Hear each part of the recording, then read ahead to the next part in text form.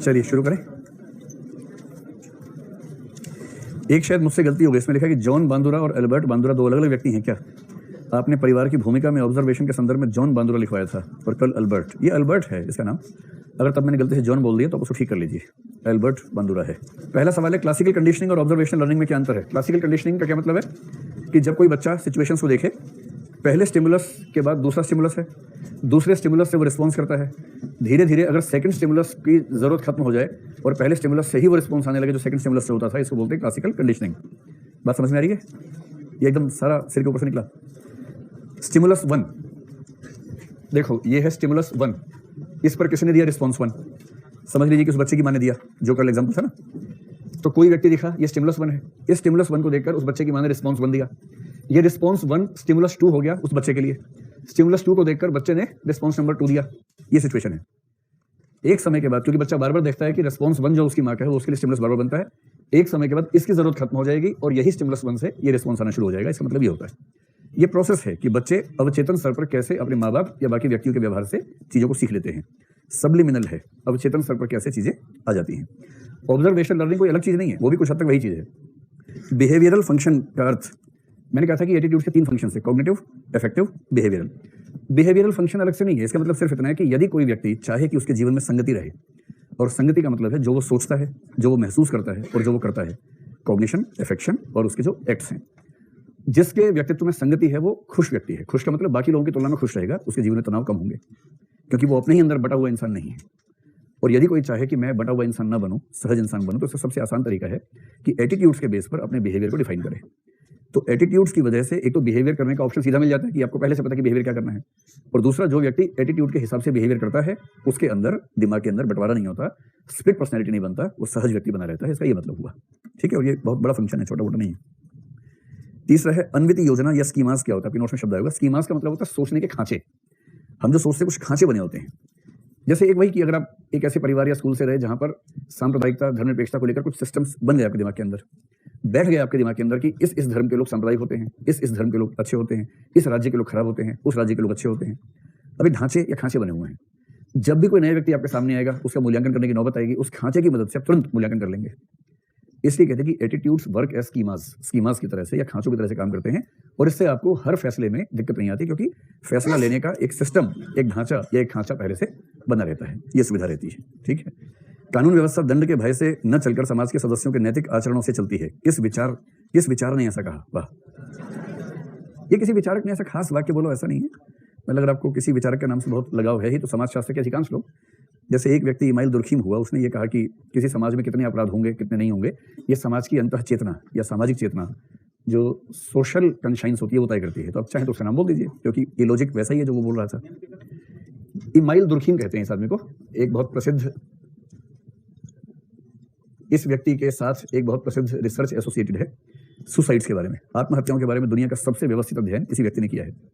26,000 cases suicide के study किए, उनको रिसर्च करके फिर कुछ फैसले निकाले, और उन पर फैसला यही निकाला कि सुसाइड कोई इंडिविजुअल या साइकोलॉजिकल फैक्ट नहीं है, सुसाइड एक सोशल फैक्ट है, एक सामाजिक मसला है। इस पर कभी बात करेंगे, जिक्र होगा तो। अंतिम सवाल इनका है, व्यक्तित्व को स्वभाव व चरित्र दोनों में से किसके समीप अधिक माना जाएगा, या यह इन दोनों से पूर्णतः भिन्न है, और व्यक्तित्व के विकास में व्यक्ति की स्वयं की कितनी भूमिका होगी? देखो, स्वभाव और चरित्र क्या है? स्वभाव है जो प्रदत्त है, आप जैसे मूल रूप से आपका स्वभाव है, क्या करने का मन करता है वो आपका स्वभाव है, आपकी रुचियां किन चीजों में है, आपका हार्मोन्स का जो ढांचा है वो कौन सी चीजों की तरफ आपको प्रेरित करता है, वो सब आपका स्वभाव है। स्वभाव एनिमल्स में भी होता है, ह्यूमंस में भी होता है। अब स्वभाव को यदि आपने ठीक से कंट्रोल कर लिया, दूसरी स्थिति है कंट्रोल नहीं किया। कंट्रोल करेंगे तो इसका मतलब है कि सद्गुण आपके भीतर आ जाएंगे, कंट्रोल नहीं करेंगे तो दुर्गुण आ जाएंगे। और जो चरित्र होगा वो चरित्र ये होगा। चरित्र का बेसिक मतलब है कि स्वभाव और जो आपने अपने भीतर गुण या अवगुण पैदा किए, उनका कुल मिला के बैलेंस आपके अंदर कैसा है। अच्छे से अच्छे चरित्रवान व्यक्ति में भी स्वभावगत कमजोरियां तो होती ही हैं, बस वो कितना उनको मन के भीतर रखता है, कितना उनको अपने व्यवहार में ले आता है, यही तो अंतर है। इसलिए व्यक्तित्व का ज्यादा संबंध है चरित्र के साथ, कि आपने कैसा कैरेक्टर बनाया है। और इसीलिए कहते हैं कि चरित्र अगर पता लग जाए तो आप किसी व्यक्ति के बारे में पूर्वानुमान कर सकते हैं कि किसी खास परिस्थिति में उसका रिस्पॉन्स क्या होगा, उसका रिएक्शन क्या होगा, ये पूर्वानुमान कर सकते हैं, ठीक है। तो मैं अभी भी कहूंगा, और व्यक्तित्व के विकास में व्यक्ति की स्वयं की कितनी भूमिका होती है। अगर आप मोटिवेशन टाइप की बात मुझसे चाह रहे हैं तो सारी भूमिका हमारी होती है। कौन कहता है आसमान में सुराख नहीं हो सकता, एक पत्थर को जरा तबीयत से उछालो यारो। ऐसे गीत मैं भी गा सकता हूँ, ऐसी बातें करने में कुछ जाता नहीं है। बड़ी बड़ी हाँक लीजिए, क्या दिक्कत है। अगर आप एकदम एकदम रूट लेवल पर जाके बात करेंगे तो इसका उत्तर है 0%। मोटिवेशनल सेमिनार में जाके बात करेंगे तो इसका उत्तर है 100%। ठीक, ज्यादा अच्छा है कि व्यावहारिक स्तर पर रहें कि हाँ, अगर हम ठान लें तो हम अपने व्यक्तित्व में ठीक ठाक इंप्रूवमेंट कर सकते हैं। बस ये ध्यान रखना कि आप ठान पाएंगे या नहीं, ये पूरी तरह से आपके चाहने से नहीं होता है। इसमें भी इस बात का फर्क पड़ता है कि आपका जेनेटिक मेकअप, आपका बायोलॉजिकल मेकअप कैसा है, और आपका बायोलॉजिकल मेकअप आपके चाहने से नहीं बनता है। फिर रूट में चले गए, मामला 0 हो जाएगा। तो रूट में जाना ही क्यों है। ठीक, तो हम मेहनत करके ठीक ठाक मात्रा में अपने व्यक्तित्व को मैनेज कर सकते हैं। व्यावहारिक समझ यही है, इसी समझ को मान के चलिए। बहुत डीप जाने का फायदा भी क्या है। आप में से कुछ बच्चों ने आंसर लिख के दिखाए थे, सारे मैं तो चेक नहीं कर पाया, लेकिन एक दो बच्चे जिन्होंने खूब मेन एग्जाम दिया उनको मैंने बिठाया, उनसे चेक करवाए, और 2 उत्तर ऐसे मिले जो शानदार हैं। अब देखो, आप में से कोई मुझे उत्तर कर देगा ना, इस कंडीशन से देने के अगर अच्छा हुआ तो वो उत्तर मैं सब बच्चों को दूंगा। तो मैंने 2 आंसर स्कैन करवा लिए हैं, करवाता जाऊंगा सारे। अंत में जब बैच खत्म होगा आप सबको भिजवा दूंगा सारे अच्छे उत्तर। ठीक है, तो मुझसे उत्तर चेक करवाने में निहित है कि ये सार्वजनिक हो सकता है। ठीक है, सार्वजनिक लाभ में क्या दिक्कत है। इसमें एक उत्तर है जो एक्सीलेंट लेवल का है, उनका नाम है साक्षी पांडे। आप ताली बजा के इनका सम्मान करें। ठीक है, और दूसरा उत्तर जो वेरी गुड लेवल का है वो है शिवानी केसरवानी। अब ये बताइए कल अंतिम पॉइंट क्या हुआ था, एकदम लास्ट पॉइंट। अच्छा हाँ, अभिवृत्ति और व्यवहार का संबंध।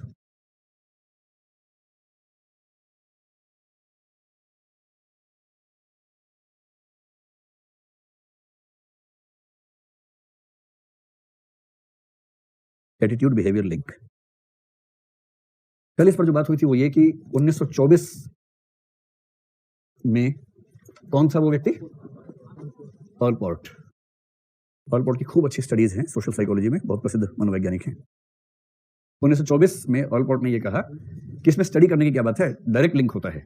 और डायरेक्ट लिंक का मतलब जैसी हमारी अभिवृत्ति होगी, एटीट्यूड होगा, वैसा ही बिहेवियर होगा। कल मैंने आपको ठीक से समझा दिया था, लेकिन क्लास के बाद 2-3 बच्चों ने मुझे कहा कि सर ठीक से निष्कर्ष समझ में नहीं आया। तो मैंने उनसे कहा ठीक है, कल थोड़ा सा रिकैप कर लेंगे तो बात समझ में आ जाएगी। 1933-34 में जब अमेरिका में द ग्रेट डिप्रेशन हुआ, अमेरिका में होता तो डिप्रेशन भी ग्रेट होता है वहां पर। तो 1933-34 में अमेरिकी महामंदी के बीच में एक व्यक्ति ने स्टडी की, 2 साल की स्टडी की, उसका नाम क्या था, ला पियरे। और इस व्यक्ति ने एक देश विशेष के एक कपल को अपने साथ में घुमाया 2 साल तक, वो था चाइनीज कपल। ये लोग करीब 250 स्थानों पर गए पूरे अमेरिका में घूमते हुए, जिनमें से 184 थे रेस्टोरेंट्स, 184 थे, है ना, 184 रेस्टोरेंट्स और 66 होटल थे। 250 जगहों में से कितनी जगह उनको मना किया गया, एक जगह, यानी 249 स्थानों पर उनको भोजन मिला, रहने को मिला। और जब स्टडी किया तो यह भी पाया गया कि आमतौर पर उन सभी का व्यवहार एवरेज से बेहतर था, किसी किसी का एवरेज, जनरली एवरेज से बेहतर था। और एवरेज से बेहतर का मतलब एवरेज किसके प्रति रहा होगा, अमेरिकन के प्रति। अमेरिका में अमेरिका का आदमी आया तो जो व्यवहार हुआ उसको एवरेज मान लीजिए। और जब चाइनीज कपल गया तो एवरेज से बेहतर व्यवहार वहां के होटल्स और रेस्टोरेंट्स के मालिकों ने या स्टाफ ने किया उनके साथ, ये उसने नोट किया। तो जब वापस हुआ तो उसने सब कुछ चिट्ठी लिखी और कहा कि हम चाहते हैं कि हम एक बिजनेस टाई अप कर लें। चाइना से बहुत सारे लोग आते हैं, हम चाहते हैं कि उनको घुमाएं और आपके रेस्टोरेंट या होटल में हम उनको स्टे करवाएंगे या खाना खिलाएंगे, क्योंकि एक बिजनेस डील थी। और अमेरिका के वैल्यू सिस्टम में इकोनॉमिक वैल्यूज का महत्व सबसे ज्यादा है, उद्यमशीलता का महत्व सबसे ज्यादा है। धन कमाना वहां सामाजिक सम्मान का सबसे सीधा रास्ता है। भारत में धन कमा के आपको सामाजिक सम्मान मिलेगा इसकी संभावना अब पहली बार थोड़ी सी होनी शुरू हुई है, इसके पहले नहीं हुआ करती थी। अमेरिका में सामाजिक सम्मान हासिल करने का सबसे सीधा रास्ता है आप धन कमा लें, अमीर हो जाएं, सम्मान अपने आप मिल जाएगा उसके बाद। इसलिए अमेरिकी सोसाइटी में माना जाता है कि जब जब पैसा कमाने की बात आएगी तो कोई व्यक्ति सामान्यतः उसके लिए मना नहीं करेगा। और उन 250 में से 128 ने जवाब दिया, और 128 में से 92% रेस्टोरेंट ओनर्स ने और 91% होटल ओनर्स ने, तो लगभग 92% के आसपास उन्होंने मिला के ये जवाब दिया कि हम चाइनीज लोगों के साथ काम नहीं करना चाहेंगे, चाइनीज लोगों को एंटरटेन नहीं करना चाहेंगे, अपने होटल में स्टे नहीं करवाना चाहेंगे या अपने रेस्टोरेंट में खाना नहीं खिलाना चाहेंगे। अब ये शॉकिंग है, क्योंकि जब ला पियरे उनको लेकर गया तो न सिर्फ उन्होंने स्टे करवाया, न सिर्फ खाना खिलाया, बल्कि अपना व्यवहार भी औसत अमेरिकन के साथ जो व्यवहार है उससे अच्छा रखा।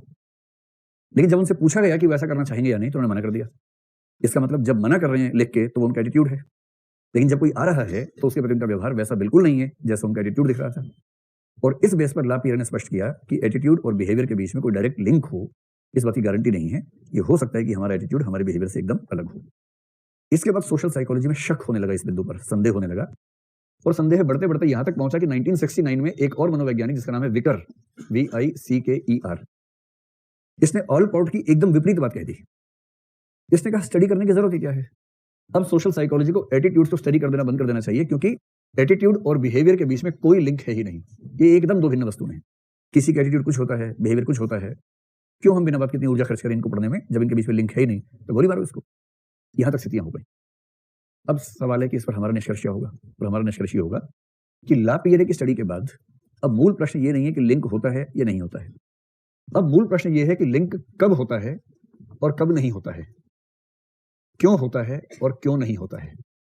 और यदि हम ये समझ जाएं कि किन स्थितियों में एटीट्यूड और बिहेवियर के बीच का लिंक बना रहता है और किन स्थितियों में नहीं बना रहता है, तो हम इस प्रश्न को ज्यादा ठीक से समझ पाएंगे, बजाय फैसला हाँ या ना में करने के। क्योंकि मैंने कहा ना, एक समय तक जब तक हमारी बुद्धि में भुंदू बना भी रहता है, तब तक हमें हाँ या ना में आंसर चाहिए। जो डाइकोटमी है ना, डाइकोटमिक माइंडसेट को चाहिए हाँ या ना, यस और नो। वो बीच में जो ग्रे शेड्स है ना, 50 शेड्स ऑफ ग्रे जिसको बोलते हैं, उसको देखने को तैयार नहीं है। और ग्रे में इतने शेड्स हैं, जब तक आप उनको देखने की नजर विकसित नहीं करेंगे, भाई देखने का शौक है तो पहले देखने की नजर तो पैदा करो, तब तो चीजें दिखनी शुरू होंगी। नजर मोटी लेके चल रहे हैं और देखना चाह रहे हैं कोशिकाएं निगाहों से, कैसे होगा? तो पहले नजर तो वैसी हो, तब तो चीजें दिखें। इसलिए अब सवाल यह है कि एटीट्यूड और बिहेवियर के बीच का लिंक कब होता है, कब नहीं होता है, हमें यह समझना चाहिए, बजाय कोई घोषणा करने के कि लिंक होता है अथवा लिंक नहीं होता है। तो अब जो निष्कर्ष है सोशल साइकोलॉजी के, मैं सीधे उन पर आ रहा हूं। क्या निष्कर्ष है? निष्कर्ष ये है, पहला निष्कर्ष ये है कि सामान्यतः लिंक होता है। सामान्यतः एटीट्यूड और बिहेवियर के बीच में लिंक होता है। यानी कि व्यक्ति का जो एटीट्यूड है, यदि कोई विशेष कारण विद्यमान नहीं है तो उसका बिहेवियर वैसा ही होगा। सिंपल सी बात है। ये बात मैं आपसे पहले भी कह रहा हूं, यदि कोई विशेष कारण न हो तो यह संबंध बना रहेगा।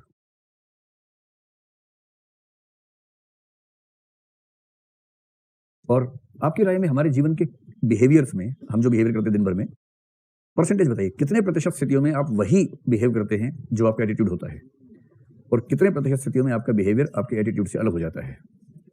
अनुमान से बताइए कितना रहता होगा।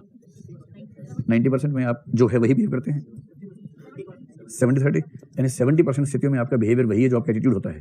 अच्छा, कोई और बताना चाहे?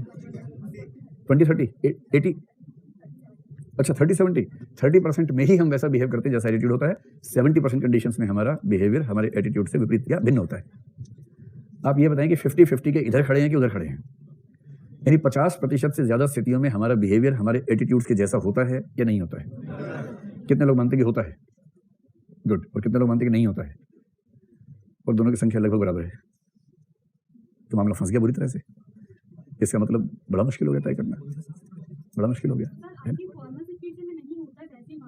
हाँ, ये कह रही है कि मुझे लगता है कि फॉर्मल सिचुएशन में नहीं होता है, लेकिन वैसे होता है। ये बात तो ठीक है, जब किसी फॉर्मल सिचुएशन में है तो ऐसा शायद ना होता हो, इनफॉर्मल में होता होगा। पर हमारे जीवन में इनफॉर्मल सिचुएशंस खुद कितनी होती हैं, ये तो एक सवाल है ही। ऐसी सिचुएशंस जिनमें आप रह सकते हैं, उन सिचुएशंस की मात्रा अपने आप में कितनी है ये तो देखना ही पड़ेगा। और यदि उनकी मात्रा 50 से कम है, 50 से ज्यादा की कम है, अच्छा, आप अपने सामाजिक जीवन में कितने प्रतिशत हिस्से में एकदम सहज रूप में रहते हैं? जैसे टीचर से बात कर रहे हैं, पेरेंट्स से बात कर रहे हैं, दोस्तों से बात कर रहे हैं, सड़क पे जा रहे हैं, वहां बातचीत कर रहे हैं, कितने प्रतिशत मामलों में आप एकदम वैसे ही बिहेव करते हैं जैसा आपका एटीट्यूड होता है? 75। चलिए, ये तो अनुमान की बात है। मेरा व्यक्तिगत मत है कि इनकी संख्या 50 से कम रहती होगी, लेकिन ये अनुमान की बात है। मैंने वैसा कोई दावा नहीं कर रहा हूँ। और मेरा ख्याल है कि जैसे जैसे उम्र बड़ी होगी वैसे वैसे ये संख्या कम होती जाएगी, और जैसे जैसे उम्र कम होती जाती है तो क्या होगी, मतलब कम रहती है, वैसे वैसे अनुपात थोड़ा सा ज्यादा होना चाहिए। किसी को नहीं पता एग्जैक्टली, अनुमान की बात है। तो सामान्य का मतलब वही है। सामान्यतः का मतलब जिस समय आप सहज स्थिति में हैं, जिस समय आप सहज स्थिति में हैं तो आपका बिहेवियर आपके एटीट्यूड्स का ही लॉजिकल रिजल्ट होगा, ये समझ में आता है। और विशेष कारण ना हो तो संबंध बना रहेगा। तो हमें ज्यादा जोर इस बात पे देना है कि किन स्थितियों में इसके विपरीत परिस्थिति हो सकती है जब ये लिंक टूटता है। तो संबंध क्यों टूटता है? अब दूसरा प्रश्न ये हो गया,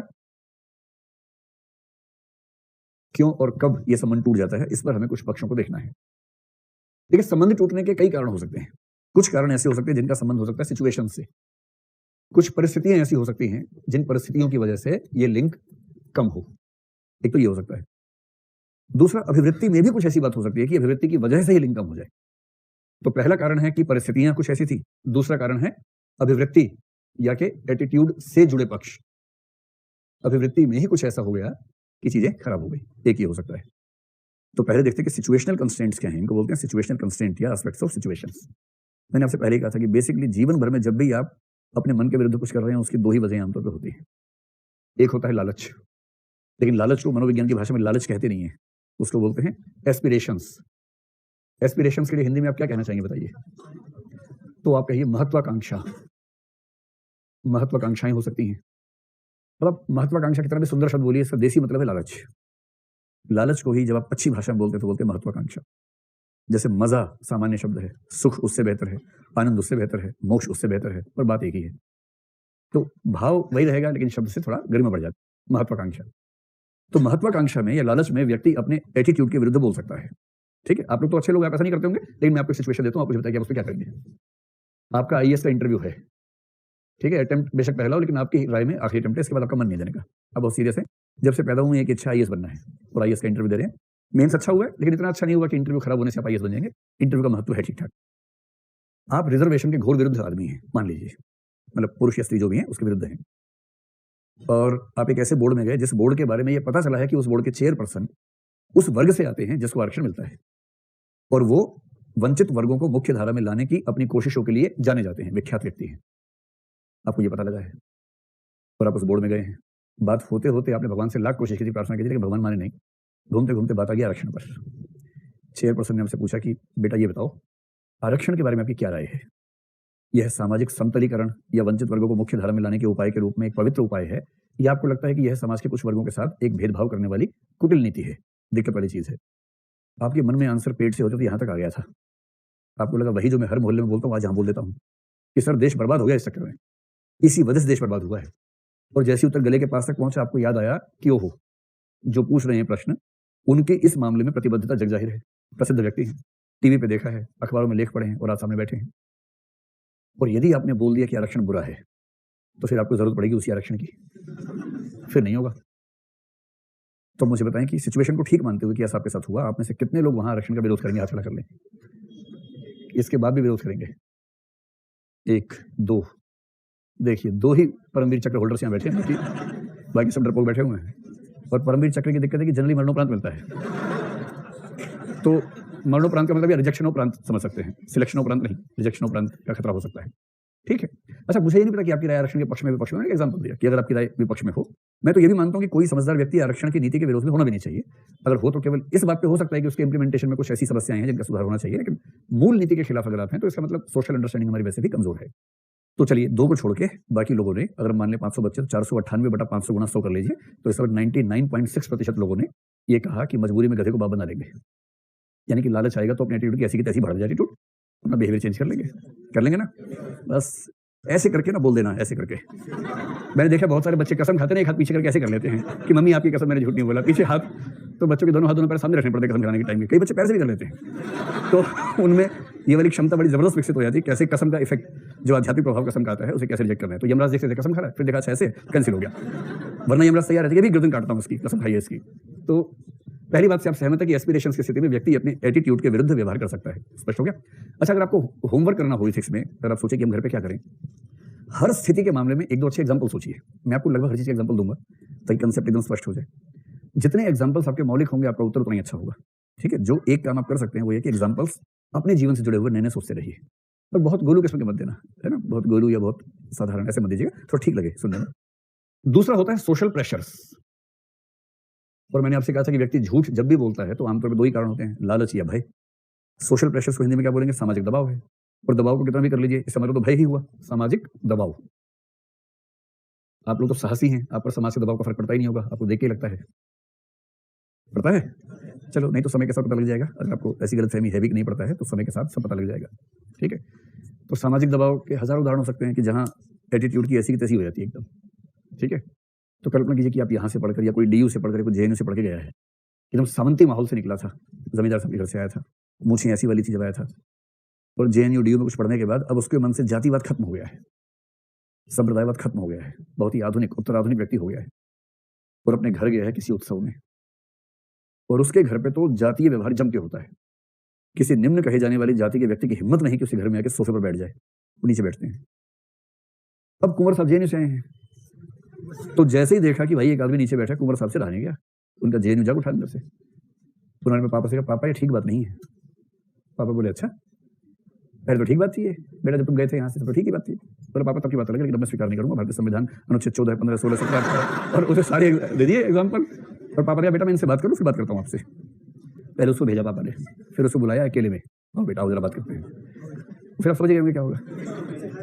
इतना उसकी सुताई करेंगे, इतनी सुताई करेंगे कि उसके बाद अगले 10 साल तक कभी सामाजिक भेदभाव पे अपनी मुंह नहीं खोलेगा। अब ये बच्चा नेक्स्ट डे फिर से देखने को जाके नीचे बैठा है, तो फिर से कुछ बोलेगा या चुप रहेगा? चुप ही रहेगा। और कोई आके बोला गरीब आदमी कि बाबूजी सुने कल आपने कहा था ऊपर बैठना चाहिए, मैं कहाँ बैठूं? ये क्या बोलेगा, भाई तो नीचे बैठ जा, क्योंकि मैं बैठ नहीं पा रहा हूँ कल से, तो नीचे बैठ जा, मुझे इतना पीटा है मैं तो बैठ भी नहीं पा रहा हूँ। तुम्हारे सामने चॉइस है नीचे के ऊपर मैं तो इतना पिटा हूँ ना, जहाँ से टच करता हूँ वहीं से दर्द होता है, उल्टा भी नहीं लेट पा रहा, सीधा भी नहीं लेट पा रहा, ये हालत हो गई है। तो भय चीज़ है ना एक, तो भय की वजह से लोग अपने एटीट्यूड्स के विपरीत व्यवहार करते हैं। दूसरा ये, तीसरा हो सकता है वैल्यूज, यानी कि मूल्य। ये एग्जाम्पल भी हमने एक बार डिस्कस किया था, और ये वही एग्जाम्पल है कि दो दुश्मन हैं, आमने सामने आ गए हैं, आज मौका है जान से मार देने का। अचानक उसे क्या बोला, तुम्हारी मम्मी कहती थी कि कितना भी बुरा व्यक्ति हो, यदि कोई तुम्हारे सामने भीख मांगे तो उसको माफ कर देना चाहिए। तुम्हारी ही परंपरा, तुम्हें दुहाई दे रहा हूँ, रघुकुल रीत तुम्हारी है, बताओ न्याय करोगे या नहीं करोगे। और सोचेंगे यार इतनी बड़ी बड़ी बात कह रहा है। तो आपके ही मूल्य, आपके ही एटीट्यूड के बीच में आ गए, और इस वजह से आप विरोध नहीं कर पाएंगे, और इस वजह से कहते हैं कि वैल्यू सिस्टम भी एटीट्यूड्स और बिहेवियर के लिंक को कमजोर कर सकता है। इसके ना 50 एग्जाम्पल हो सकते हैं, आप बस घर जाके थोड़ा सोचिए इसका कौन सा और एग्जाम्पल हो सकता है। ऐसी 50 चीजें हो सकती हैं। इसका जो आपके सामने आएगा आगे चल के ना, अभी आप जैसे जेंडर इक्वालिटी खूब पढ़ लिया यहाँ पर, या पढ़ते होंगे, सोशल इश्यूज से पढ़ते होंगे कि पुरुष महिला में बराबरी होनी चाहिए और वो सब चीजें होनी चाहिए, ठीक है, पढ़ तो लिया। अब चेतन वैसा का वैसा है जो बचपन से बना है, देखते देखते जब आपका शादी ब्याह हो जाएगा तो आपकी पत्नी या पति जो भी होगा, तो जो पत्नी होगी वो बार बार अपने अधिकारों का दावा करेगी कि भाई तुमने जीएस तो बड़ा अच्छे से पढ़ा था, सोशल जस्टिस वस्टिस एथिक्स में टॉप करते थे, और उसमें लिखा था कि बराबरी होनी चाहिए, तो चाय फिर मैं रोज मैं ही क्यों बनाऊं, चाय बारी बारी बनाएंगे, सोम तुम्हारा मंगल मेरा बुध तुम्हारा बृहस्पति मेरा, इस तरह से बनाएंगे। उस समय आपके मन में दो चीजें एक साथ आएंगी। एक आपका एटीट्यूड आएगा पहले वाला, अच्छा मैं आदमियों का चाय बनाऊंगा, आएगा, जोर से आएगा। और ठीक उसी समय मूल्य आएगा अंदर से कि बराबरी होनी चाहिए, लेकिन समानता, आर्टिकल 14, आर्टिकल 15। और फिर आप पाएंगे कि आप गुस्से का जो घूंट होगा ना उसको पी जाएंगे, और फिर आप चाय बना के ले आएंगे। वैल्यू समझ में आ गया आप लोगों को, कैसे वैल्यू बीच में आती है, तो एटीट्यूड बिहेवियर लिंक कैसे टूट जाता है, ठीक है। चौथी चीज हो सकती है पर्सनैलिटी। पर्सनैलिटी यानी कि व्यक्तित्व। किसी व्यक्ति का व्यक्तित्व भी एक फैक्टर होता है कि एटीट्यूड और बिहेवियर का लिंक कितना मजबूत होगा या कितना कमजोर होगा। देखो व्यक्ति होते हैं वही तीन तरह के, एक होते हैं दबंग टाइप के, और दबंग को इंग्लिश में क्या बोलते हैं, DABANGG। डबल जी होता है, सिंगल जी में सलमान खान पूरा नहीं आता है, डबल जी लगाना पड़ता है तब बनता है। दबंग के लिए है डोमिनेटिंग। इसका ठीक विपरीत होता है दब्बू। दब्बू वो है जो बार बार सोचता है सवाल पूछ लूं क्लास में, फिर तो छोड़ो यार मर जाएंगे, क्या पूछना है। तो बताओ दबंग कौन होता है, जो बात बात पर सवाल पूछे या टिप्पणी दे, वो दबंग लोग हैं। हर क्लासरूम में 3-4 बच्चे दबंग होते हैं, सामान्य बात है, ये आंकड़ा यही रहता है हर क्लासरूम में। 3-4 दबंग होंगे, 90% बीच में स्थिति में होंगे, असर्टिव होंगे, और कुछ लोग डरेंगे। उनके मन में आता है, कल एक बच्चे ने कहा कि कई बार सवाल पूछूं, सोचता पूछ लूं फिर नहीं पूछ पाता हूं। ऐसे कई बच्चे होते हैं। तो बीच वाली जो स्थिति है वो क्या है, असर्टिव। असर्टिव, ठीक है, इसको असर्टिव ही लिख के जाएगा परीक्षा में। अब आप मुझे ये बताएं कि जो दबंग टाइप का आदमी है उसका एटीट्यूड बिहेवियर लिंक स्ट्रांग होगा या वीक होगा? स्ट्रांग होगा। वो तो वो आदमी है, हम जहां खड़े होते लाइन वहां से शुरू होती है, उसे किस बात का भय है? जिस व्यक्ति पर भय सबसे कम होगा वहां एटीट्यूड और बिहेवियर का लिंक सबसे स्ट्रांग होगा। मुझे फर्क ही नहीं पड़ता, ना सामाजिक दबाव का फर्क पड़ता है, ना किसी और दबाव का फर्क पड़ता है, मस्त मौला आदमी है, कोई क्या बिगाड़ेगा उसका। जिसे समाज में इज्जत की परवाह खत्म हो जाए, मान लीजिए हमारी सोसाइटी में ऐसा एक व्यक्ति रहता है, उसको इस बात से फर्क ही नहीं पड़ता कि लोग क्या बात करेंगे। अब अगर कोई ऐसा व्यक्ति मान लीजिए है, उसको फर्क पड़ना बंद हो जाए, आप उसे कैसे कहेंगे कि भाई ये चीज ठीक नहीं है, वो चीज ठीक नहीं है? ठीक है, नहीं है तो ठीक है। एक महिला का नाम सुना होगा, मीराबाई, आपने सुना है? राजस्थान में हुई मध्यकाल में। तो मीराबाई अपने लास्ट फेज में उस तरह की हो गई थी, दबंग टाइप की। तो एक बहुत रोचक एग्जाम्पल में, वो सड़क पे जा रही थी, उसे कपड़े ठीक नहीं थे उसकी बॉडी पर, तो किसी ने कहा कि भाई थोड़ा कपड़े ठीक से पहना करो। तो मीरा ने क्या जवाब दिया, अरे भाई अगर तुम्हें सच में लगता है कि मेरे कपड़े ठीक नहीं है तो देख कह रहे हो, नजर पे पर्दा करो। पर्दा मैं क्यों करूं, पर्दा नजर पे करो, अपने घर का पर्दा कर ले। मैं जोगन बोरानी की, मैं तो पागल हो चुकी हूँ, पर्दा करना है अपने घर में करो, मुझसे मत करो। अब कोई अगर इस टेम्परामेंट का व्यक्ति हो कि भैया अच्छा नहीं दिख रहा हूँ, तो मत देखो। आप कहें कि यार ये कपड़ा अच्छा नहीं लगा तुम्हारे ऊपर, हाँ तो मत देखो। तुम ठीक से बात नहीं करते, मत सुनो, भागो ऐसे, चलो ठीक से बात नहीं कर रहे। कोई इस तरह का आदमी है तो उसका टेम्परामेंट ऐसा है कि वो वही करेगा जो उसका टेम्परामेंट है, उसे फर्क ही नहीं पड़ रहा। और जो सबमिसिव व्यक्ति होता है वो बेचारा हर काम करने से पहले 4 बार तस्दीक कर लेता है कि सब ठीक रहेगा कि नहीं रहेगा, कि भैया चले जाएं क्या, भैया चले जाएं, भैया फिल्म देख लें, भैया बुरा तो नहीं मानेंगे, भैया भैया मैं क्यों बुरा मानूं, नहीं भैया कहीं बुरा मान जाए, चले जाए भैया। हर हॉस्टल में 2-3 पीस ऐसे होते हैं, हर बात भैया ऐसा कर लें, भैया ऐसा कर लें। तो जो सबमिसिव है उसको कोई जरा भी दबाव डालेगा तो वो अपने एटीट्यूड के विरुद्ध काम करेगा, उसका बिहेवियर का लिंक कमजोर हो जाएगा। समझ गया आपकी बात? तो व्यक्ति का व्यक्तित्व भी इस बात से मतलब एक कारक होता है कि किसी व्यक्ति के एटीट्यूड्स और बिहेवियर का लिंक कितना स्ट्रांग होगा या कितना वीक होगा। ये पहली बात हो गई। ये हो गया सिचुएशनल कंस्ट्रेंट्स। सिचुएशन में हमने व्यक्तित्व को भी एक सिचुएशन रख लिया कि व्यक्तित्व भी अपने आप में स्थिति है ना, कि किसी का व्यक्तित्व स्थितियों से टकराने में कितना सहज है। किसी का जीवन समतल नहीं होता, ध्यान रखिए। आपकी जिंदगी में कभी ना कभी पहाड़ की तरह स्थिति आने वाली है, वहां पता लगेगा कि आपका व्यक्तित्व उन स्थितियों को झेलने में कितना सक्षम है, और अगर वह टूट जाते हैं तो इसका मतलब है कि कमजोर हैं, और यदि मुश्किल स्थितियां झेलते हैं तो इसका मतलब है कि क्या है, दम है। तो दम आपने तो, हाँ, जिगरा है, क्या बात है, जिगरा है, बहुत बढ़िया। अब आइए, अभिवृत्ति से जुड़े पक्षों में मुख्य रूप से दो वर्गों में हम बात कर सकते हैं, दो वर्गों में। एक हो सकता है कि अभिवृत्ति की ताकत कितनी है, स्ट्रेंथ ऑफ एटीट्यूड। आपके नोट्स में यही पॉइंट्स थोड़ा अलग वर्गीकरण के साथ हैं, मैं थोड़ा सा उसको सिंप्लीफाई करने के लिए क्लासिफिकेशन चेंज कर रहा हूं, पॉइंट्स वही हैं, आप मिला के देखेंगे समझ में आएगा। और दूसरा एक शब्द है स्पेसिफिसिटी। क्या चीज, इसमें 3 दिए हैं, चिंता मत करो, बस कुल मिला के ज्यादा ही आएंगे, चिंता मत करो, यहां हम 2 लेके चल रहे हैं। एक है स्ट्रेंथ ऑफ एटीट्यूड, एक है स्पेसिफिसिटी। स्ट्रेंथ तो आप कह सकते हैं बल, शक्ति, ताकत। तो अभिवृत्ति में ताकत कितनी है, अभिवृत्ति में बल कितना है, एक तो ये होता है। स्पेसिफिसिटी शब्द का सटीक हिंदी अनुवाद मेरे पास नहीं है, ठीक है, तो क्या करें बताइए, इसमें कह लीजिए, काम चलाने के लिए विशिष्टता चला सकते हैं, नोट्स में यही शब्द है विशिष्टता, ठीक है, हम इससे काम चलाते हैं, चल जाएगा। मतलब विशिष्टता में यूनिकनेस का भाव ज्यादा आता है। स्पेसिफिसिटी मैं कुछ सेंस समझाता हूँ, फिर आप बताइए कि अनुवाद ठीक है या कुछ और करना चाहेंगे। तो पहली बात है कि अब सिंपल सी बात है, आपकी कई एटीट्यूड्स हैं, कुछ हैं जो बहुत स्ट्रॉन्ग हैं, जिनको लेकर आपका इंटेंसिटी का लेवल बहुत ऊंचा है। जैसे अब अयोध्या में मंदिर बनने वाला है, तो सबका अलग अलग माइंडसेट है। कुछ का है कि ठीक है बन रहा है तो ठीक है, नहीं बनता तो भी क्या दिक्कत है। कुछ का ये रहता है, कुछ का है अच्छा है, बन रहा है, बढ़िया है, बन रहा है, जाओगे बनाने के, जाएंगे नहीं, बन रहा है, बढ़िया है, घूमने जाओगे, हाँ कभी घूमने चले जाएंगे। कुछ का ये रहता है, कुछ कहते हैं बन रहा है एकदम ठीक बन रहा है, हम जाएंगे बनाने के लिए, कुछ मूड में रहते हैं। कुछ क्या बोलते हैं वहां जाके 6 महीने रहेंगे, अपने हाथ से ईंटें उठाएंगे, रामलला का मंदिर बन रहा है, इसका एटीट्यूड थोड़ा और स्ट्रॉन्ग है। और कुछ तो वही है ही 10 साल से, इसी ताक में कि मौका मिले तो बनाए। इसका मतलब क्या हुआ, एक ही मुद्दे पर विभिन्न व्यक्तियों के एटीट्यूड की इंटेंसिटी अलग अलग हो सकती है, ठीक है। कई लोग समर्थन में होंगे, किंतु समर्थन की तीव्रता, समर्थन की मात्रा, इंटेंसिटी, उसका अंतर हो सकता है। तो कॉमन सेंस से बताओ, जिस व्यक्ति का एटीट्यूड बहुत स्ट्रॉन्ग होगा, वहां एटीट्यूड और बिहेवियर का लिंक मजबूत होगा या कमजोर होगा, मजबूत होगा, सिंपल सी बात है। तो पहली बात यह कि स्ट्रॉन्ग एटीट्यूड अगर है तो उससे ये लिंक जो है मजबूत होने की संभावना बढ़ती है। तो अब हमें समझना यह है कि कौन सी परिस्थितियों में एटीट्यूड की स्ट्रेंथ कम हो जाती है और ये लिंक वीक हो जाता है, क्योंकि होगा वही कि जहां लिंक कमजोर हुआ मामला बिखर जाएगा। एक शब्द है जिसको बोलते हैं कि पहली बात, यदि कोई एटीट्यूड एम्बिवेलेंट एटीट्यूड है, एम्बिवेलेंट, इसको हिंदी में कहेंगे उभयनिष्ठ, AMBIVALENT, एम्बिवेलेंट, ठीक है, हो गया। इसको हिंदी में आप लिखिए उभयनिष्ठ अभिवृत्ति, उभयनिष्ठ अभिवृत्ति, ठीक है। ये क्या होती है, मैं पहले दिन आपको ये समझा था, लेकिन उसे मुझे कंफ्यूजन बढ़ना है, तो आज यहां पर समझाने का प्रयास करते हैं। उभयनिष्ठ का मतलब ये हुआ, मैंने कहा था कि एटीट्यूड का मतलब है दुनिया के किसी भी भौतिक या मानसिक विषय के प्रति सकारात्मक या नकारात्मक रुझान का होना अभिवृत्ति है। ध्यान है आप लोगों को। लेटेस्ट कुछ मनोवैज्ञानिकों ने 2000 ईस्वी के आसपास से एक रिसर्च किया, नया विचार दिया। उन्होंने कहा कि हम क्यों मान के चलें कि हमारा एटीट्यूड किसी के प्रति सकारात्मक या नकारात्मक होगा, ये सकारात्मक और नकारात्मक भी तो हो सकता है। अब तक हम मान के चल रहे हैं कि या तो पॉजिटिव होगा या नेगेटिव होगा, कभी कभी पॉजिटिव एंड नेगेटिव भी तो हो सकता है। तो लोगों ने कहा कैसे भाई, जरा समझा के बताओ। तो उसने जो एग्जांपल दिया, मैं वही एग्जांपल आपको दे रहा हूं जिस मनोवैज्ञानिक ने दिया। अमेरिका का मनोवैज्ञानिक है, अमेरिकन लोगों को जो बीमारियां होती है उनमें से एग्जांपल दिया उसने। तो डायबिटीज का एग्जांपल लिया कि मान लीजिए एक 40, 50, 55 साल का व्यक्ति, उसको डायबिटीज है, शुगर की समस्या है, मधुमेह बोलते हैं ना, मधुमेह की समस्या है, और उसको आइसक्रीम खाने का बहुत शौक है, बीमारी की हद तक शौक है। कई लोग होता है कुछ चीज इतनी पसंद आती है, रह नहीं पाते उसके बिना। अब उसने आइसक्रीम खाई, चक्कर आ गया, डॉक्टर के पास, डॉक्टर ने सुई लगा के देखा कि भाई तुम्हारा शुगर जो लेवल है 450 के ऊपर निकल गया है, और इसके ऊपर फिर आदमी निकल जाता है अगर इसको नहीं कंट्रोल किया तो।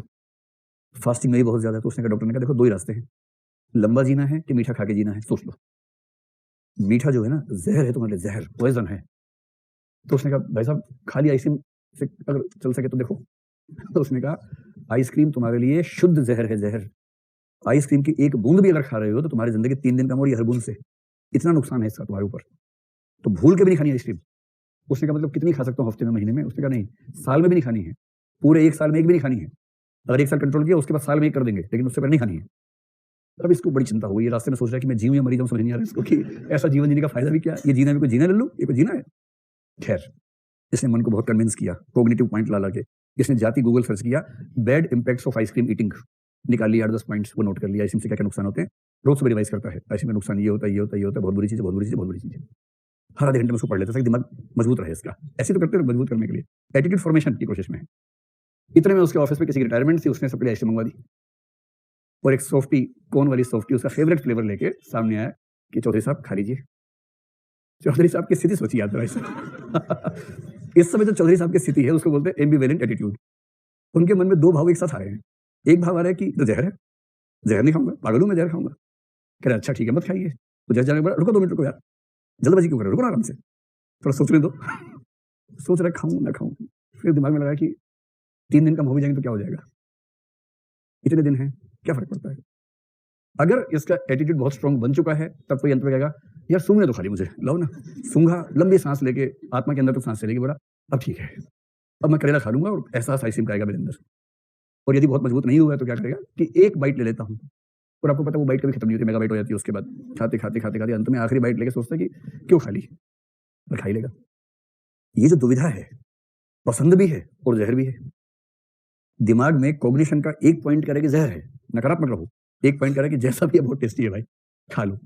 जब ऐसी दुविधा किसी के मन में हो तो इसको बोलते हैं कि वो व्यक्ति एम्बिवेलेंट एटीट्यूड की स्थिति में है, उभयनिष्ठ अभिवृत्ति की स्थिति में है। उभयनिष्ठ अभिवृत्ति जब भी होगी तो आप बताएं कि व्यक्ति का बिहेवियर और उसका जो लिंक है स्ट्रांग बनेगा या कमजोर बनेगा, कमजोर बनेगा। ये सिद्धांत जिन लोगों ने दिया उस व्यक्ति का, 2 व्यक्ति हैं, उनमें से एक का नाम है आर्मिटेज और एक का नाम है कॉनर। मैं स्पेलिंग लिखता हूं बड़ी बड़ी, ARMITAGE, आर्मिटेज, और दूसरा व्यक्ति है कॉनर, CONNER। मैंने अंग्रेजों के इतने नाम कभी नहीं लिखवाए, पहली बार जीवन में लिखवा रहा हूं क्योंकि मुझे ऐसा लग रहा है कि इन नामों से आपको 2-4 नंबर एक्स्ट्रा मिल जाएंगे। आप इनका भरपूर दोहन कीजिए, इस्तेमाल कीजिए। और ये स्टडी जो इन लोगों ने की है वो स्टडी 2000 ईस्वी में प्रकाशित हुई थी। तो आप कहें कि आर्मिटेज और कॉनर ने 2000 ईस्वी के अपने अध्ययन में पाया कि उभयनिष्ठ अभिवृत्तियों में व्यवहार के साथ जो लिंक बनता है, संबंध बनता है, वो कमजोर हो जाता है। ठीक है, स्पष्ट हो गया। एक तो ये बात हो गई कि अगर एटीट्यूड एम्बिवेलेंट है तो ये समस्या आएगी। दूसरी स्थिति है कि एटीट्यूड का ओरिजिन कैसे हुआ है। ओरिजिन का मतलब वो एटीट्यूड कब बना, आपका कैसे बना है। ओरिजिन 3 तरह का हो सकता है। एक तो हो सकता है कि उसका संबंध जेनेटिक या बायोलॉजिकल कंडीशन से है। आपको ये वाला पॉइंट ध्यान है ना कि बायोलॉजिकल और जेनेटिक रीजंस भी काम कर सकते हैं इसके पीछे, है ना। बायोलॉजिकल तो ये कि उम्र के हिसाब से हो गया, तबीयत के हिसाब से हो गया, और जेनेटिक ये कि कोई बच्चा बचपन से ही बड़ा मस्त मौला किस्म का है और कुछ बच्चा बचपन से मनहूस टाइप का है, तो वो उसके जन्मजात परिस्थितियों से गुस्सा होता है। दूसरी स्थिति हो सकती है कि वो एटीट्यूड जन्मजात तो नहीं है लेकिन डायरेक्ट एक्सपीरियंस से बना है। और तीसरी स्थिति है कि वो ना जन्मजात है ना डायरेक्ट एक्सपीरियंस से बना है, बल्कि इनडायरेक्ट एक्सपीरियंस या बुक्स के माध्यम से, बुक्स आदि के माध्यम से कोई ऐसी नॉलेज उसको मिली, कहीं उसने कुछ पढ़ लिया या कोई फिल्म देखी, वहां से बना है।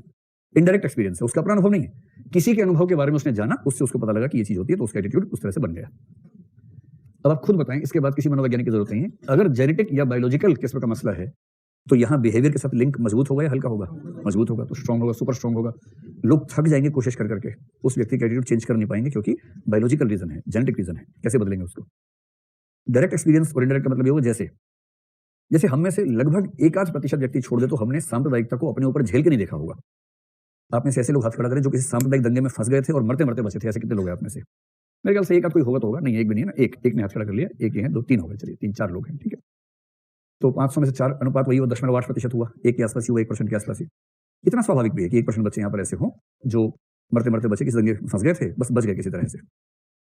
अब दंगे के बारे में बाकी सबने नोट्स पढ़े हुए हैं या किताब पढ़ी है कि सांप्रदायिकता ये होती है, जब क ख ग स्थितियां मिल जाए तो इसको सांप्रदायिकता कहते हैं, इसमें ये लक्षण होते हैं 1 2 3 4 5। आपको मतलब इस बात है कि पॉइंट्स 5 पूरे हुए कि नहीं हुए आपके? और उसके बाद सांप्रदायिकता बुरी होती है, फिर उसके बारे में 4 पॉइंट्स हैं। कुछ दंगों की रिपोर्ट्स आपको पता है कि इस दंगे में ये हुआ था, उसमें वो हुआ था, रिपोर्ट सारी पता है। झेला नहीं है आपने, इसलिए सांप्रदायिकता से जितनी गहरी नफरत आपको होगी उससे कई गुना ज्यादा गहरी नफरत या लगाव उस व्यक्ति को होगा जिससे लगाव भी हो सकता है। अगर उसके समुदाय का नुकसान हुआ है तो हो सकता है हिसाब बराबर करने के मूड में हो। बराबर करना भाई, उनके 3 गए, हमारे 12 गए हैं, 9 निपटाने हैं। जब तक 9 नहीं निपटाएंगे, सूद समेत 3 साल हो गए, 9 के 3 जोड़ दो 12 हो गए। 12 निपटाने जरूरी है, वरना हिसाब आत्मा को ठंडक नहीं मिल रही है। इसका जो एटीट्यूड होगा और जो किताब पढ़ के बनाए उसमें जमीन आसमान का अंतर होगा। इसलिए दूसरा निष्कर्ष है कि डायरेक्ट एक्सपीरियंस से बनने वाले एटीट्यूड्स का लिंक बिहेवियर के साथ स्ट्रांग होता है और इनडायरेक्ट एक्सपीरियंस के साथ जो लिंक बनता है वो वीक होता है। कितना सिंपल है, बस आपको एक बार इनका क्लासिफिकेशन समझ में आ जाए तो उसके बाद किसी तरह की समस्या रहती नहीं है। चलिए तीसरी बात, एक हो गया एम्बिवेलेंट एटीट्यूड, दूसरा हो गया कि उसका ओरिजिन क्या है, डायरेक्ट है या इनडायरेक्ट है। तीसरी स्थिति जो हो सकती है वो हम कहेंगे कि उसका हमारे जीवन में महत्व कितना है, इंपॉर्टेंस कितना है। इंपॉर्टेंस कितना है। अब आप ये बताएं कि मान लीजिए कि आपकी इच्छा है पॉलिटिक्स में जाने की भविष्य में, पहले ईमानदारी से बताओ कितने लोगों को आप में से पॉलिटिक्स में जाना भविष्य में? हाथ खड़ा कर लें। बहुसंख्यक लोग जाएंगे, तो आप सब मिलकर पार्टी बना सकते हैं, अखिल भारतीय विद्यार्थी मोर्चा। ऐसा कुछ नहीं, विद्यार्थी मोर्चा नहीं चलेगा। नहीं, यहीं के बच्चे छोड़ दें जो यहाँ नहीं पढ़ते, वो भी तो उसी मूड में रहते हैं, सब बनेंगे, ठीक। और कितने लोगों को लोकसभा लड़ना इलेक्शन? बस 543 में से 43 ही बैठे हैं, बाकी देश में 500 बचे। राज्यसभा वाले नहीं होंगे आप से, है कोई राज्यसभा वाला कि शांति से बैठेंगे जाके, टेंशन नहीं लेंगे? ऐसे नहीं है ना, 1-2 हैं हाँ जो थोड़ा शांत रहना चाहते हैं। और कौन शुरू करेंगे? पंचायत से। हाँ, ये असली जो ज़मीन से जुड़ा हुआ है ना, ये होता है पंचायत वाला इलेक्शन। बढ़िया है। अब आप मुझे ये बताएँ कि आप में से जिनको पॉलिटिक्स में जाना है, उनसे सवाल है, पार्टी तय हो चुकी है? या अखिल भारतीय अवसरवादी पार्टी?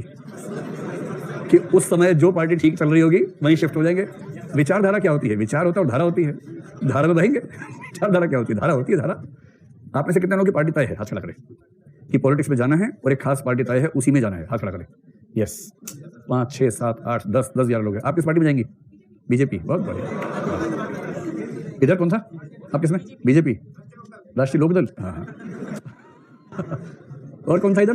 थोड़ा पार्टी पूछ लें। हाँ भाई, आम आदमी पार्टी। और हाँ, एक अदर बोल दो। हाँ, समाजवादी पार्टी। ये है भी? अभी है? बढ़िया, अच्छी बात है। पिछले लोकसभा चुनाव में सपा के 4 लोग बचे थे और बसपा का एक भी नहीं बचा। तो सपा में जब 4 लोग रह गए तो एक गीत प्रसिद्ध हुआ, 4 बच गए हैं लेकिन पार्टी अभी बाकी है। और बसपा का सारे खर्चे ही खत्म हो गए, आना जाना खर्चा ही खत्म हो गया, कोई था ही नहीं एक भी। इस बार तो फिर भी शायद कुछ लोग हैं, 10 है। बढ़िया है। तो मुझे ये बताओ, आप में से जिन लोगों की पार्टी तय है और पॉलिटिक्स में जाना है, आपको जब जब मौका मिलेगा अपनी पार्टी का समर्थन खुल के करेंगे या नहीं करेंगे? करना पड़ेगा, वरना टिकट नहीं मिलेगा। करना ही पड़ेगा, टिकट नहीं मिलेगा, सीधी सी बात है। टिकट लेने के लिए व्यक्ति को हर मौके पर अपने निष्ठा का प्रदर्शन करना पड़ता है। इसलिए अगर आपके जीवन में उस चीज का महत्व है, एग्जांपल है पॉलिटिक्स। अगर आपको पॉलिटिक्स में जाना है, एक पार्टी तय करनी है और आपको बार बार मौका मिलते ही अपने एटीट्यूड को अपने बिहेवियर में झलकाना होगा। जैसे फेसबुक पे, ट्विटर पे, जहां जहां मौका मिलेगा बीजेपी के समर्थन में लिखना होगा। अगर आप बीजेपी में है, सपा में है तो सपा के समर्थन में लिखना होगा कुछ ना कुछ, ताकि नेताजी तक बात पहुंचे या छोटे नेताजी तक बात पहुंचे कि भाई समर्थन में एक भाई लगातार लिख रहा है और अच्छा लिख रहा है, ताकि बात पहुंचे और बाद में उससे बेनिफिट मिले। इसलिए आप लिखेंगे ऐसा, आप कंफ्यूजन में नहीं रहेंगे। बेशक सपा के नेता पे करप्शन का केस लगभग साबित हो रहा हो, तभी आप क्या लिखेंगे? ये बीजेपी के सरकारी कारस्तानी है, सीबीआई को पीछे छोड़ दिया है जबरदस्ती। ये सीबीआई और बीजेपी मिले हुए हैं, सपा के नेताजी जो ईमानदार हैं उनके बारे में ऐसी बात कही जा रही है। आपको पता है कि आप गलत कह रहे हैं, लेकिन आपको ऐसा करना पड़ेगा क्योंकि आपको उस एटीट्यूड बिहेवियर से फायदा मिलेगा, महत्व है। और जिसका महत्व नहीं है, आप में से ऐसे कितने लोग हैं जो अपने नेचर में अपॉलिटिकल किस्म के, उनको फर्क नहीं पड़ता किसी पार्टी से, हर ठीक से। अधिकांश लोग, मैं भी उसी में हूं, नहीं फर्क पड़ता। तो हमें क्या फर्क पड़ेगा भाई? कोई मुद्दा हुआ, बीजेपी कांग्रेस पे झगड़ा हो गया, आप फेसबुक पे हैं, कोई आपसे कहे आपकी राय क्या है? कोई राय नहीं है मेरी, और है भी तो क्यों लिखूंगा मैं? कौन सा मुझे किसी को प्रभावित करना है? कौन सा मुझे उससे फायदा उठाना है? क्योंकि महत्व है नहीं। तो क्योंकि मेरे जीवन में या आपके जीवन में उसका महत्व नहीं है, इसलिए आप इस मामले में गोल मटोल बात करेंगे। कोई आपसे पूछा कौन सी पार्टी पसंद है, आप सामने वाले को देख के बोलेंगे वही जो आपकी वाली ना, वही पसंद है। आधे घंटे दूसरा आप कहेंगे अरे अभी तो हाँ, क्योंकि महत्व नहीं है। तो अंतिम निष्कर्ष क्या निकला? जिन एटीट्यूड्स का हमारे जीवन में महत्व है, जिससे हमें फायदा मिलता है, जो हमारे लिए बहुत बुनियादी महत्व की चीजें हैं, वहां हमारा एटीट्यूड बिहेवियर लिंक स्ट्रॉन्ग होगा। और जहां इस तरह का फायदा नहीं है, महत्व नहीं है हमारे जीवन में उसका, वहां हमारा लिंक कमजोर हो सकता है। स्पष्ट है पूरी बात? कहानी साफ एकदम? चलो, दूसरा जो पक्ष है वो है स्पेसिफिसिटी ऑफ एटीट्यूड्स। इसके लिए हिंदी शब्द विशिष्टता है, उससे काम चलाते हैं। पहले समझते हैं क्या मामला है। देखिए, एक शब्द है जनरल, एक शब्द है स्पेसिफिक। जनरल का मतलब सामान्य, स्पेसिफिक का मतलब विशिष्ट। होता क्या है कि कभी कभी जब हम कहते हैं कि लिंक कमजोर है, तो दरअसल लिंक कमजोर नहीं होता, हमारा स्टडी करने का तरीका कमजोर होता है। और वो तरीका कमजोर ना हो, इसको स्पष्ट करने के लिए कुछ मनोवैज्ञानिकों ने 2 शब्दों में अंतर किया। जनरल और स्पेसिफिक एटीट्यूड्स में अंतर होता है। क्या अंतर होता है? जैसे यूं समझें, मैं ऐसा करता हूं, ये है एटीट्यूड, ये है बिहेवियर, 4 ऑप्शन, जी, एस, जी। इसका रिजल्ट बाद में निकाल लेंगे। पहले समझते हैं क्या मामला है। आप लोग ईमानदारी से बताइए कि आप में से कितने लोगों को पाकिस्तानी लोग अच्छे नहीं लगते हैं, नफरत करते हैं अपन लोगों से? हाथ खड़ा कर ले। ऐसे लोगों की संख्या 5 है, वो भी हाथ नीचे चला गया। आप भी नफरत करते हो पाकिस्तानियों से? ठीक है, बढ़िया है। और अमेरिकन से कौन नफरत करते हैं आप में से? वो नहीं करते हैं, ताकतवर देश है ना, वो ठीक रहता है। वहाँ के लोग गोरे भी होते हैं, अमीर भी हैं, अच्छे लोग होते हैं, है ना। बेशक मैं डोनाल्ड डक राष्ट्रपति वहाँ का, बेशक, लेकिन तब भी, सॉरी ट्रम्प, लेकिन आपको तभी अच्छा लगता होगा। चलिए, अच्छा, पाकिस्तानी खराब लगने वाले 4-5 लोग हैं ना। ये बताइए कि अगर सिचुएशन ऐसी हो जाए, कोई पाकिस्तानी गजल सिंगर सोच पा रहे अच्छा सा? कौन? मेहदी हसन, आतिफ असलम, अच्छा, राहत फतेह अली खान, वाह वाह वाह, नुसरत फतेह अली खान, वो चला गया अब तो, जो जिंदा है। हाँ, आतिफ असलम, हो गया, आतिफ असलम। अच्छा, लड़कियां ये बताइए कि पाकिस्तान का कौन सा फिल्मी हीरो है जिसको देख के जान निकल जाती है? ऐसा कौन है? मवाद खान, फवाद, ओ सॉरी, मुझे लगा मवाद खान है, सॉरी, मैंने गलती से बोल दिया, मेरी ऐसी राय नहीं थी, ठीक है। तो मैं जानता नहीं हूँ, तो मुझे लगा शायद ये नाम होगा। तो फवाद खान की ख्याति इस समय है कि भारत की अधिकांश लड़कियां उस पर जान छिड़कती हैं ऐसे करके, क्योंकि उसको लेके उतना smart hero Indian film industry में नहीं है। ऐसा मैंने कई लड़कियों को मुझे सुना, छोटी बच्चियों को सुना है, वो भी उसकी दीवानी है बहुत सारी। ठीक है, लड़के लोग बताएं कि पाकिस्तान कोई ऐसी एक्ट्रेस जिसको देख लगता हो कि ये इंडियन एक्ट्रेस से बेहतर है। बाकी तो सुन लो पूरा पहले भाई। हाँ, बताओ। हिना रब्बानी, ये एक्ट्रेस का नाम है? और ये बोलते हुए उंगली क्यों काट रहे हो अपने मुंह में? चलिए चलिए चलिए, ये बोलते हुए उंगली काट रहे थे मुंह से, हाय में शर्म से लाल हुई, क्या बात है। इस उम्र में आप लोग शर्माएंगे तो फिर कैसे कैसे। चलिए, मेरा भाव ये था ही नहीं कि आप नाम बताएं, भाव था कि आप कोई नाम जानते कि नहीं जानते, आप नाम जानते काफी है, ठीक है। अब मैं आपको सिचुएशन समझा रहा हूँ, अब सिचुएशन पे गौर कीजिए, ठीक है। एक भारत का हिंदू लड़का है जिसको पाकिस्तानी घोर नापसंद है और पाकिस्तान के मुसलमान तो और नापसंद है, किसी के पाकिस्तानी होने के नाम से नफरत है उसको। एक दिन मेट्रो में जा रहा था, सामने हिना रब्बानी आ गई और ये शर्माने लगा। हिना ने उससे पूछा कि मैंने सुना बहुत नफरत करते हैं पाकिस्तानी मुसलमानों से। अरे आपकी बात अलग है जी, आप तो आप हो, आप पाकिस्तानी थोड़ा हो, आप तो बाई चांस वहां पैदा हुए, बाकी तो सोच के पैदा हुए थे, आप तो बाई चांस पैदा हो गए। आप नहीं, आप पाकिस्तानी नहीं हो, आप मुसलमान नहीं हो, आप हिना रब्बानी हो। ये क्या खेल हो रहा है। जिस आदमी को पाकिस्तानियों से मुसलमानों से नफरत थी, वो पाकिस्तान की एक मुसलमान स्त्री को देखते ही इतना द्रवित हो गया कि सारी नफरत खत्म हो गई उसकी। अच्छा, अट्रैक्शन कहते हैं इसको, हाँ इसको अट्रैक्शन कहते हैं, ठीक है। बहुत ताजा ज्ञान प्राप्त हुआ है कि इसको अट्रैक्शन कहते हैं, ठीक है। अब इसका उल्टा कर लीजिए, कोई हिंदुस्तानी है वो कह रहा है कि मुझे पाकिस्तानी से बहुत नफरत है, ये ऐसे होते हैं, गंदे होते हैं, इतने घटिया लोग होते हैं, नरक भी गंदा हो जाएगा इनके जाने से। इतने में सामने आ गया आतिफ असलम या राहत फतेह अली खान की आवाज़ कान में पड़ जाएगी, हाँ क्या आवाज़ है। और उसने कहा मैं पाकिस्तानी हूँ, पाकिस्तान की आवाज़। आप कहेंगे यार ऐसे मत बोलो, गाओ बस तुम गाओ। ये जो खेल हो रहा है ना, ये खेल क्या हो रहा है, कुछ एटीट्यूड जनरल होते हैं। जनरल का मतलब किसी समुदाय के बारे में है, किसी देश के बारे में है, कम्युनिटी के बारे में है, सोसाइटी के बारे में है। और स्पेसिफिक का मतलब है किसी व्यक्ति विशेष के बारे में है।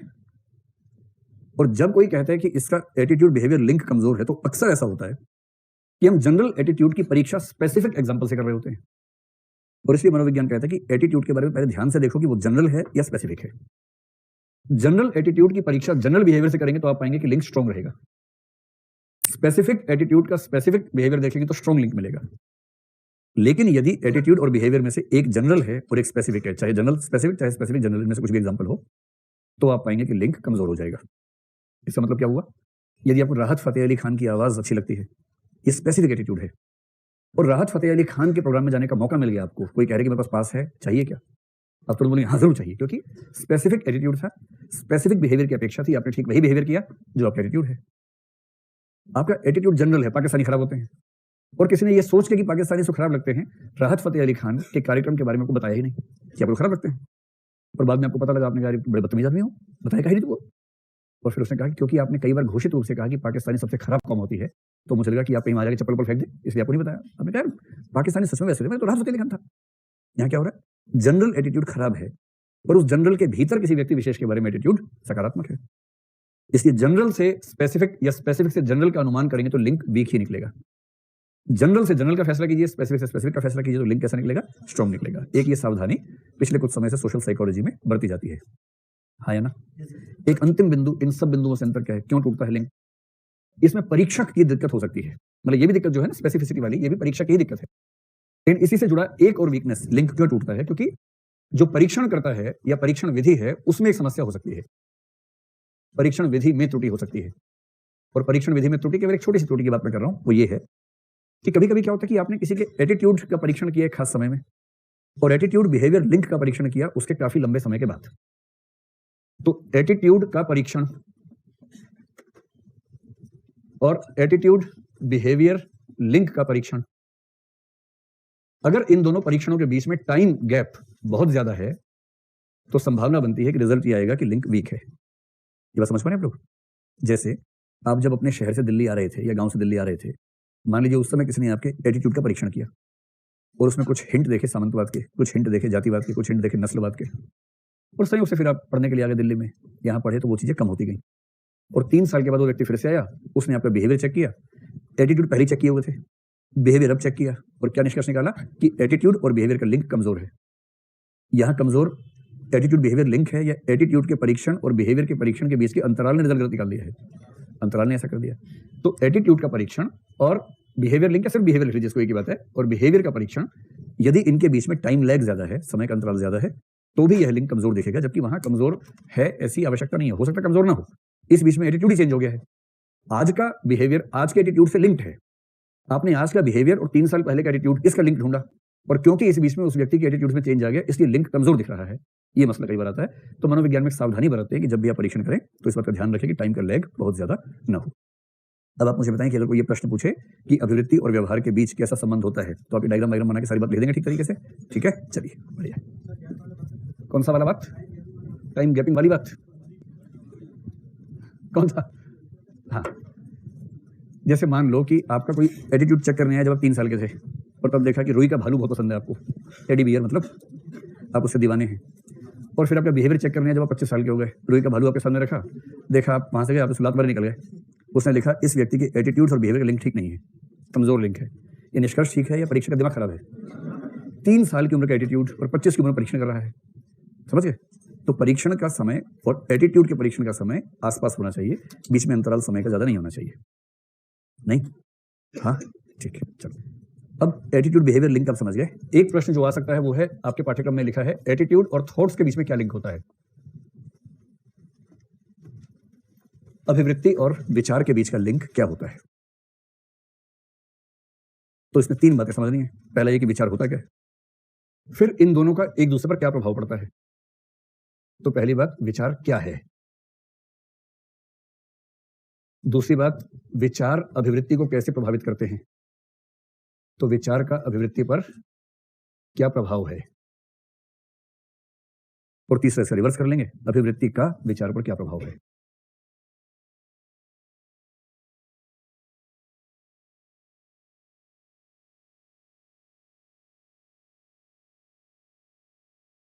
अभिवृत्ति का विचारों पर क्या प्रभाव पड़ता है। 3 बातें हैं, ठीक है। इन 3 बातों से सारी की सारी बात समझ में आ जाएगी। विचार क्या है, इस पर हमने एक बार बात की थी। विचार क्या है? आपको विचार ऐसे ही आते रहते हैं या कोई स्टिमुलस मिलता है तब आते हैं? ठीक। किसी उत्प्रेरक यानी कि स्टिमुलस की उपस्थिति में हमारा जो बौद्धिक आउटपुट होता है, इंटेलेक्चुअल आउटपुट या रिस्पॉन्स कह लीजिए, किसी उत्प्रेरक की उपस्थिति में दी जाने वाली बौद्धिक अनुक्रिया को विचार कहते हैं। ये बात आप आसान भाषा में समझा भी सकते हैं। मतलब क्या होता है कि स्टिमुलस को देख के आप बौद्धिक प्रतिक्रिया भी कर सकते हैं, भावनात्मक भी कर सकते हैं और शारीरिक भी कर सकते हैं। भावनात्मक क्या होगी, किसी ने कुछ कह दिया, खटाखट आंख से आंसू बहने शुरू हो गए, एकदम चेहरा लाल हो गया, आंख से आंसू बह रहे हैं, नाक भी नहीं संभल रही, नाक भी बह रही है साथ साथ, आंखों के साथ साथ बह जा रही है, रो भी रहे हैं, रुमाल से पहुंच सुड़ सुड़ कर रहे हैं साथ साथ, अजीब हालत हो गई है। ये जो प्रतिक्रिया है, ये कैसी प्रतिक्रिया है? ये बौद्धिक है या भावनात्मक प्रतिक्रिया है? ये भावनात्मक प्रतिक्रिया है।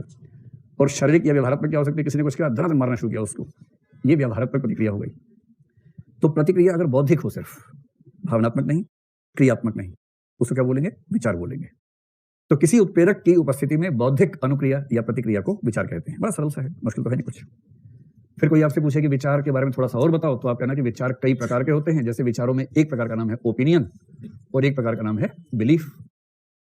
राय भी एक प्रकार का विचार है, ऐसा विचार जिसमें हल्की सी मजबूती है लेकिन अभी उसमें बदले जाने का स्कोप है, फ्लेक्सिबिलिटी है।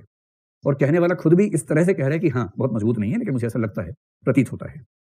जैसे कोई आपसे पूछे कि बताओ कि अभी कौन सा चल रहा है? 19 चल रहा है। 19 चल रहा है ना, अभी अगला इलेक्शन कब होगा? 24 में होगा या फाइनल था? इस बार होगा ना इलेक्शन, ठीक है। कुछ लोग कह रहे हैं कि आखिरी इलेक्शन हो गया भारत का, इसके बाद अब नहीं होगा इलेक्शन। तो 2024 के इलेक्शन में आप में से कितने लोग मानते हैं कि नरेंद्र मोदी फिर से जीतेंगे इलेक्शन? लड़ेंगे नहीं? अच्छा, चलो फिर मैं एक और वोटिंग करवा लेता हूं। कितने लोग मानते हैं कि नरेंद्र मोदी इलेक्शन लड़ेंगे ही नहीं? हाथ खड़ा करें। ऐसे लोगों की संख्या 7 के आसपास है, ठीक है। और कितने लोग मानते हैं कि लड़ेंगे? ऐसे लोग ज्यादा मानते हैं। कितने लोग मानते हैं कि लड़ेंगे किंतु नहीं जीतेंगे? ऐसे लोग 15 के आसपास हैं। कितने लोग मानते हैं कि लड़ेंगे भी और जीतेंगे भी? ये संख्या लड़ेंगे वालों से भी ज्यादा है। क्या बात है। लड़ेंगे भी और जीतेंगे भी। चलिए, ये जो सारे हैं आपके ओपिनियन है या बिलीफ है? अगर मजबूती से कह रहे हैं तो बिलीफ है, और अगर आप कह रहे हैं कि मुझे ऐसा लगता है, बाकी देखिए क्या होता है। अगर कोई आपसे पूछे, मुझसे जैसे कोई पूछे कि भाई 24 में क्या होगा, 24 में जो होगा मुझे अभी कैसे पता होगा?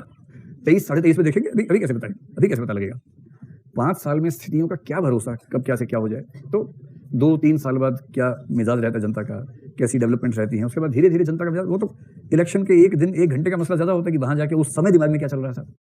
तो मुझसे कोई पूछे, किसी के बारे में पूछे, तो मैं कहूंगा यार अभी कहना मुश्किल है, लेकिन हाँ सामान्यतः, जैसे मुझे कोई पूछे तो मैं कहूंगा हाँ सामान्यतः प्रतीत होता है कि इलेक्शन फिर से जीत जाएंगे, बहुत मुश्किल नहीं होगा। लेकिन मैं साथ में ये जरूर लगा दूंगा कि किंतु अभी तो बहुत लंबा समय है, हजारों स्थितियां बीच में आएंगी, दावा करना मुश्किल है। तो मेरी राय में, मैं जो कह रहा हूँ वो राय है, ओपिनियन है। अगर आप भी उतनी फ्लेक्सिबिलिटी से कह रहे हैं तो आपकी भी राय है। यदि आपको लगता है कि नहीं ऐसा ही होगा, चाहे कुछ हो जाए, जीतेगा भी मोदी जीतेगा, अगर आप इस मूड वाले आदमी है तो आपकी राय नहीं, आपका विश्वास। लेकिन दोनों ही क्या है? विचार है। एक विचार जो कम मजबूती के साथ है, एक विचार जो ज्यादा मजबूती के साथ है, ठीक है। तो विचार के बारे में इतना लिख के आगे बढ़ जाइए। कोई कहे कि विचार पर निबंध लिखो, तो बोलना विचार कई प्रकार के होते हैं, सामाजिक विचार, सांस्कृतिक विचार, आर्थिक विचार। आपको तो पता है खेल कैसे खेला जाता है। इससे बिना हमने बोला विचार हर जमाने में हुए हैं, प्राचीन काल के विचार, मध्यकाल के विचार, आधुनिक काल के विचार। इससे बिना तो बोला विचार हर देश में हुए हैं, अमेरिका के विचार, भारत के विचार, इंग्लैंड के विचार, ये विचार, चाइना के विचार, यहाँ के विचार। फिर विचार दो प्रकार के होते हैं, एक जो अंदर ही रह जाते हैं, एक जो बाहर भी आ जाते हैं। तो अंदर के विचार ये हैं क ख ग, और जो बाहर आ रहे वो ये हैं क ख ग। निबंध तो आप किसी भी चीज पर लिख ही सकते हैं, मतलब किसी भी चीज पर लिख सकते हैं, तो उसमें क्या है, विचार पर लिख दीजिएगा। अब आइए असली बात पर, विचार का अभिवृत्ति पर क्या प्रभाव पड़ता है। चिंतन वो क्रिया है जिसका रिजल्ट विचार है। विश्लेषण चिंतन की क्रियाओं के विभिन्न पक्षों में से एक है। चिंतन की प्रक्रिया का वह रूप जिसमें किसी जटिल प्रसंग के अलग अलग हिस्सों को अलग करके देखा जाए, वो विश्लेषण है। ठीक, तो विश्लेषण करके भी जो आउटकम आएगा वो विचार ही आएगा। जो बौद्धिक प्रक्रिया है उसका नाम चिंतन कह लीजिए, चिंतन का ही एक सबसेट विश्लेषण हो जाएगा। इन सब से जो आउटपुट आएगा या रिस्पॉन्स आएगा उसको विचार ही कहेंगे। ठीक है, वो वैचारिक पक्ष हुआ। पहली बात है कि विचारों का अभिवृत्तियों पर क्या प्रभाव पड़ता है, और फिर देखेंगे अभिवृत्तियों का विचारों पर क्या प्रभाव पड़ता है। विचार का अभिवृत्ति पर वही प्रभाव पड़ता है जो राय का पड़ता था या विश्वास का पड़ता था, क्योंकि राय और विश्वास विचार के ही दो प्रकार हैं। तो जो प्रभाव राय का था, जो विश्वास का था, वही विचार का प्रभाव है। आप कहेंगे हाँ बताया तो था, लेकिन याद होता तुम यहाँ के बैठे होते, फिर से बता दो एक बार। हाँ, तो दो प्रभाव पड़ते हैं। सबसे पहली बात है कि किसी भी अभिवृत्ति के बनने की प्रक्रिया में तीन पक्ष होते हैं। पहला पक्ष कौन सा है, संज्ञानात्मक होता है, दूसरा अज्ञानात्मक, नहीं तीसरा भावनात्मक है, ठीक, और तीसरा क्रियात्मक। क्रिया अंत में ही आती है, इसे बोलते हैं अंतिम क्रिया। ठीक है, तीन पक्ष होते हैं। किसी भी एटीट्यूड में तीन पक्ष होते हैं, और कॉमन सेंस से आप समझ सकते हैं कि इसमें जो मूल पक्ष है वो संज्ञानात्मक होता है, और संज्ञानात्मक पक्ष हमेशा एक विश्वास के रूप में होता है, और विश्वास अपने आप में एक विचार है। इसका मतलब ये हुआ, पहली बात ये हुई कि कोई भी एटीट्यूड तब तक बन ही नहीं सकता जब तक एक मूल विचार हमारे पास ना हो। ये बात स्पष्ट है आप लोगों को। कोई भी एटीट्यूड किसी विचार पर ही खड़ा होता है, किसी विचार पे ही टिका होता है, इसलिए विचार किसी एटीट्यूड के बनने की एक पूर्व शर्त है, निर्णायक शर्त है। ठीक है, चलो अब मान लीजिए किसी एटीट्यूड को चेंज करना है, एटीट्यूडिनल चेंज कहते हैं। मैंने एक बार आपसे कहा था कि किसी अभिवृत्ति को बदलने की प्रक्रिया में, क्योंकि उसके तीन हिस्से हैं, एक संभावना है कि सबसे पहले आप संज्ञान को बदलें, दूसरा है कि आप सबसे पहले भावना को बदलें, और तीसरा है कि सबसे पहले क्रिया को बदलें। तो ये बताएं कि किसी एटीट्यूड को चेंज करने के लिए इनमें से कौन कौन से रूट्स प्रैक्टिकली संभव होते हैं। इनमें से सबसे ज्यादा आसान रास्ता कौन सा होता है, संज्ञान को बदल के आप किसी विचार को बदलेंगे तो एटीट्यूड के चेंज होने की संभावना सबसे प्रबल हो जाती है। तो 90% केसेस में संज्ञान के बदलाव से ही एटीट्यूड चेंज होता है, और संज्ञान के बदलने का मतलब नया विचार। तो एटीट्यूड चेंज के लगभग सभी मामलों में विचार के परिवर्तन से ही प्रक्रिया शुरू होती है।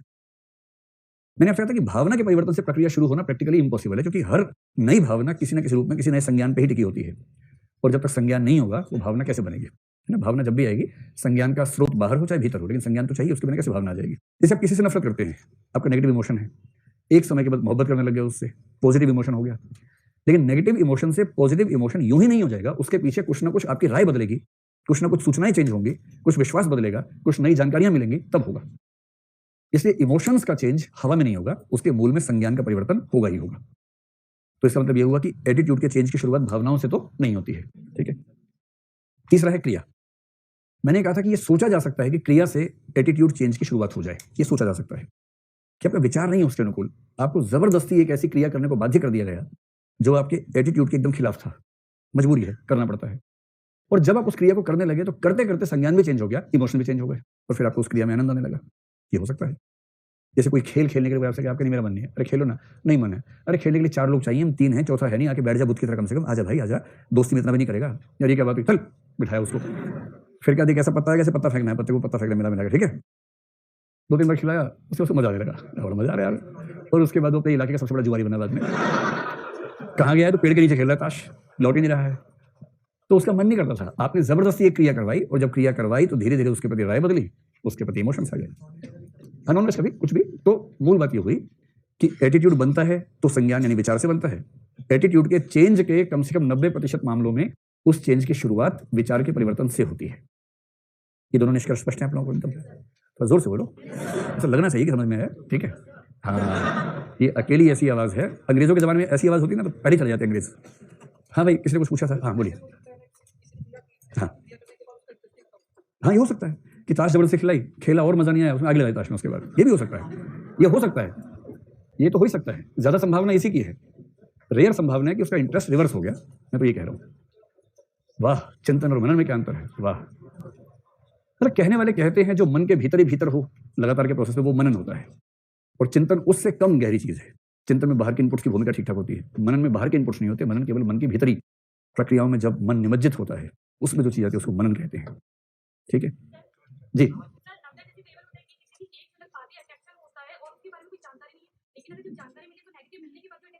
हाँ, नहीं, जब उसको पहली बार देखा, ये कह रही है कि मान लीजिए किसी ने किसी को पहली बार देखा, एक झलक मिली, उससे अट्रैक्शन हो गया, फिर उसके बारे में खूब नेगेटिव जानकारियां मिली, उसके बाद भी अट्रैक्शन कम नहीं हुआ, इसकी व्याख्या कैसे होगी? इसकी व्याख्या ऐसे होगी पीछे कोई यश चोपड़ा बैठा हुआ है कह रहा यही तो प्यार है इसकी एक व्याख्या तो वही है, जब दिल आया क पे तो ख क्या चीज है, एक तो यही व्याख्या है। लेकिन यदि इसकी व्याख्या करनी हो संज्ञान, भावना, इन सब शब्दों के माध्यम से, तो ये है कि जैसे ही किसी ने किसी को पहली बार देखा, उसको देखना, एक छवि को समझना, वो संज्ञान है। उसकी छवि के प्रति प्रेम का भाव, आकर्षण का भाव पैदा हुआ। आकर्षण का भाव देखना भी तो संज्ञान है ना। इंफॉर्मेशन की गैदरिंग किसी भी सेंस में हो, देख के हो, सुन के हो, पढ़ के हो, किसी भी तरह से इंफॉर्मेशन का दिमाग तक पहुंचना, वो संज्ञान है। अब वो इंफॉर्मेशन का कुल मिला के सेट इतना आकर्षक है कि आपको उसके प्रति आकर्षण की अनुभूति होने लगी। इसलिए कोई प्रेम, इसलिए कोई भावना, कोई प्रेम जैसी स्थिति ऐसी नहीं पैदा होती है, उसके पीछे संज्ञान तो होना आवश्यक होता है।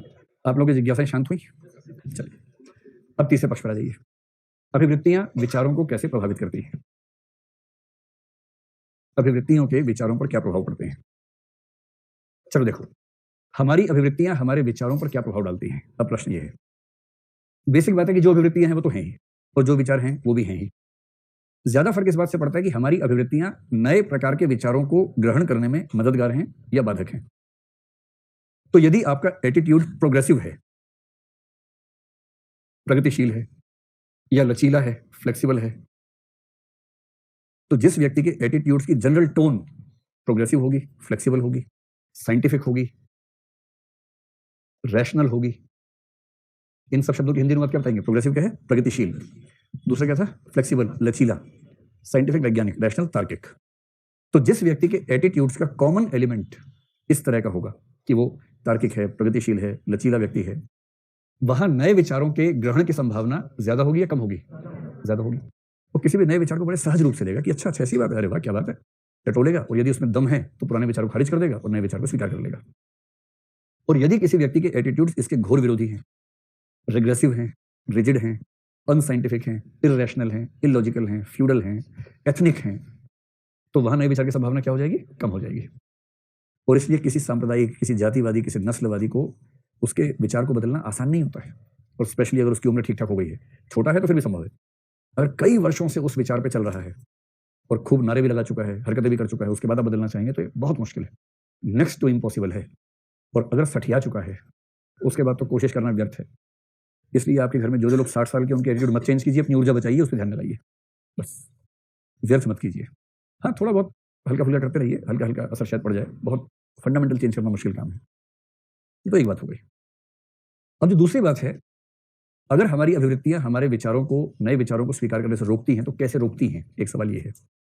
तो मैं आपको 5 शब्द बताता हूं, उनमें से 3 की व्याख्या अभी कर रहा हूं, 2 की व्याख्या बाद में करूंगा। मैं इसको मिटा रहा हूं और मैं एक टॉपिक दूसरा लिख रहा हूं, जिसके 3 हिस्से हम यहां पर लेके आएंगे, और ये टॉपिक हम पढ़ेंगे इसके बाद के बाद। वो टॉपिक है डिफिकल्टीज ऑफ एटीट्यूड चेंज। अभिवृत्तियों के बदलाव में आने वाली कठिनाइयां। अगर आप किसी की अभिवृत्ति बदलना चाह रहे हैं, एटीट्यूड चेंज करना चाह रहे हैं, लेकिन नहीं कर पा रहे, तो इसका मतलब है कि कुछ ऐसी गलतियां आपसे हो गई होंगी या हो रही होंगी जिस पर आपने ध्यान दिया नहीं। आप लोग जिस उम्र में हैं, जल्दी ही वो समय आएगा कि अपने पेरेंट्स के एटीट्यूड चेंज करने की नौबत आएगी। आसान नहीं होता है। मैं आपको ये सिखा दूंगा कैसे करते हैं। प्रैक्टिकली ठीक होगा या नहीं, चांस की बात है, लेकिन साइकोलॉजी में कैसे बताया जाता है वो मैं आपको बता दूंगा। बाकी आप उसका कितना सावधानी से प्रयोग करते हैं आपके ऊपर है, ठीक है। लेकिन मैं उससे पहले आपको ये बता रहा हूं कि इस प्रोसेस में गलतियां कौन सी 5 हो जाती हैं, उनमें से 3 हमें इस टॉपिक से लिंक करके समझनी है। यदि आप किसी का एटीट्यूड चेंज करना चाहें तो पहली गलती हो सकती है रिएक्टेंस, जिसको बोलते हैं, बाधा है ये। रिएक्टेंस को हिंदी में कहते हैं प्रतिघात, एक फिल्म का नाम भी है रिएक्टेंस, ठीक। दूसरी समस्या का नाम है फोर वार्निंग, FORE। और जब भी FOR के बाद E लग जाता है, इसका मतलब हो जाता है कि भविष्य में कुछ होने वाला है, उसके संकेत में। तो इसको हम हिंदी में कहेंगे पूर्व चेतावनी। पूर्व चेतावनी, ये होती है सेकंड प्रॉब्लम। तीसरी स्थिति हो सकती है जिसको बोलते हैं सिलेक्टिव अवॉइडेंस। सिलेक्टिव अवॉइडेंस को हिंदी में कहते हैं चयनात्मक परिहार की समस्या, और हम सब लोग इनमें से किसी न किसी लेवल पर होते हैं। अभी समझेंगे तो आप बताइएगा कि किसी मामले में क्या आप भी इस स्थिति में चले गए हैं। चौथी सिचुएशन हो सकती है बायस्ड एसिमिलेशन। बायस्ड एसिमिलेशन, इसको पक्षपातपूर्ण सात्मीकरण, स्वांगीकरण, आत्मसातीकरण, कुछ भी शब्द कह सकते हैं। तो पक्षपातपूर्ण सात्मीकरण एक शब्द है, चाहे तो उसको आप नोट कर लें। मैं सात्मीकरण लिख रहा हूं, आत्मसातीकरण में वही बात होती है। और पांचवी चीज है एटीट्यूड इनोक्यूलेशन। इनोक्यूलेशन जो टीका लगाते हैं ना, क्या बोलते हैं उसको, टीका को इंग्लिश में क्या बोलते हैं, वैक्सीन। जो वैक्सीनेशन है, वैक्सीनेशन को ही इनोक्यूलेशन भी मनोविज्ञान में खूब प्रसिद्ध शब्द है। तो इसको अभिवृत्ति टीका हिंदी में करना हो तो कर लीजिए, एटीट्यूड इनोक्यूलेशन। कभी कोई आपसे पूछे कि किसी का एटीट्यूड बदलने में कौन कौन सी बाधाएं आ सकती है, बोलना 5 आ सकती हैं, ये 5 लिख के आ जाना। अब हम जिस टॉपिक पर बात कर रहे थे वो टॉपिक ये था कि किसी व्यक्ति की अभिवृत्तियां उसके विचारों पर क्या असर डालती हैं। और मैं समझाना चाह रहा हूं कि कभी कभी अभिवृत्तियां नए विचारों को स्वीकार करने को तैयार ही नहीं होने देती हमें। उसकी वजह क्या होती है? देखो, किसी का एटीट्यूड चेंज करने के जो तरीके हैं अभी हम पढ़ेंगे। एक मोटा सा शब्द नोट कर लीजिए, परसुएशन। परसुएशन का मतलब है उन सारी क्रियाओं का समुच्चय जो किसी व्यक्ति के एटीट्यूड को चेंज करने के लिए की जाती है। समझाना, बुझाना, प्रभावित करना, प्रभाव उत्पादन, फलाना ठिकाना, जो भी शब्द करना चाहें। कोई आपकी राय बदलने के लिए जब भी कोई प्रयास करे, उन सारे प्रयासों के समूह का नाम है परसुएशन। ठीक, और ये 24 घंटे होता रहता है। अब घर पे फोन करेंगे, पेरेंट्स ज्ञान दिए बिना फोन रखते नहीं नीचे, तो पेरेंट्स क्या कर रहे हैं, परसुएट कर रहे हैं।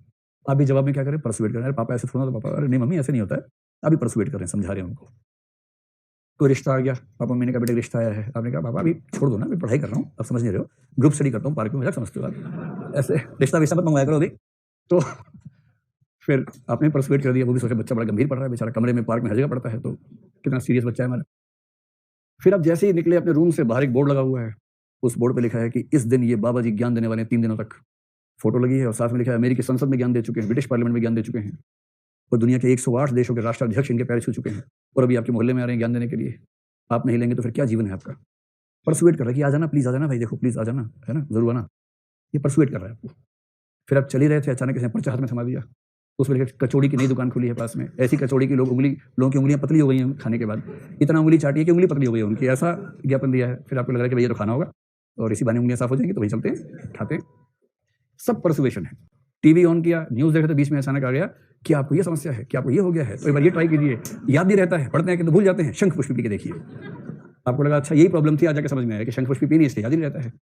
फिर अब तुरंत गए शंख पुष्पी लाने के लिए। फिर किसी ने बताया कि आपकी शादी इसलिए नहीं हुई कि आप सांवले हैं, तो गोरेपन की क्रीम लानी होगी उसके लिए।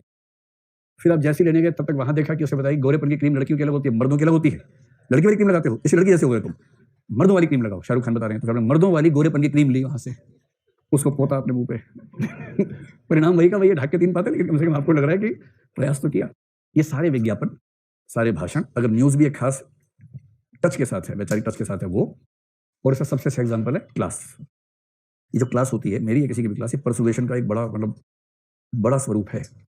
3 घंटे तक आप घेर के बिठा लेते हैं, और 3 घंटे में आपके विचारों पर इतने हमले कि लहूलुहान होके थोड़े बहुत विचार बदल के आप लौटते होंगे। लगभग हर रोज दशमलव में चेंज हो जाता होगा, हर रोज थोड़ा बहुत। और ये भी जो हो रहा है ना, जलियांवाला बाग टाइप से हो रहा है, घेर के बिठा लिया है, और उसके बाद एक बंदूक वाला आदमी लगातार गोलियां बरसा रहा है आपके ऊपर। तो ये परसुएशन है, समझ गए?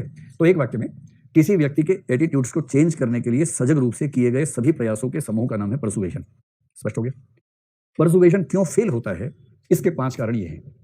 बेशक आपसे ये पूछे व्हाई डज परसुएशन फेल, या पूछें कि किसी की अभिव्यक्ति को बदलने के प्रयास में क्या बाधाएं आती हैं, इन दोनों का उत्तर सेम होता है, एक ही आंसर होता है दोनों का। तो क्या उत्तर है? पहला है रिएक्टेंस। रिएक्टेंस का मतलब ये होता है कि अगर आपने किसी को थोड़ा ज्यादा परसुएट कर दिया, कई बार लोग परसुएट थोड़ा ज्यादा ही कर देते हैं, और जैसे ही आप किसी को ज्यादा परसुएट करते हैं तो सामने वाले को लगता है कि मेरी स्वाधीनता खतरे में है, मेरी चिंतन की स्वाधीनता, मेरी निर्णय की स्वाधीनता खतरे में है।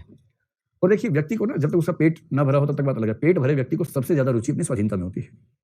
खाली पेट है तो सबसे ज्यादा रुचि रोटी में होती है। पेट भरने के बाद सबसे ज्यादा रुचि अपनी स्वाधीनता में, वो नहीं छोड़ना चाहता स्वाधीनता।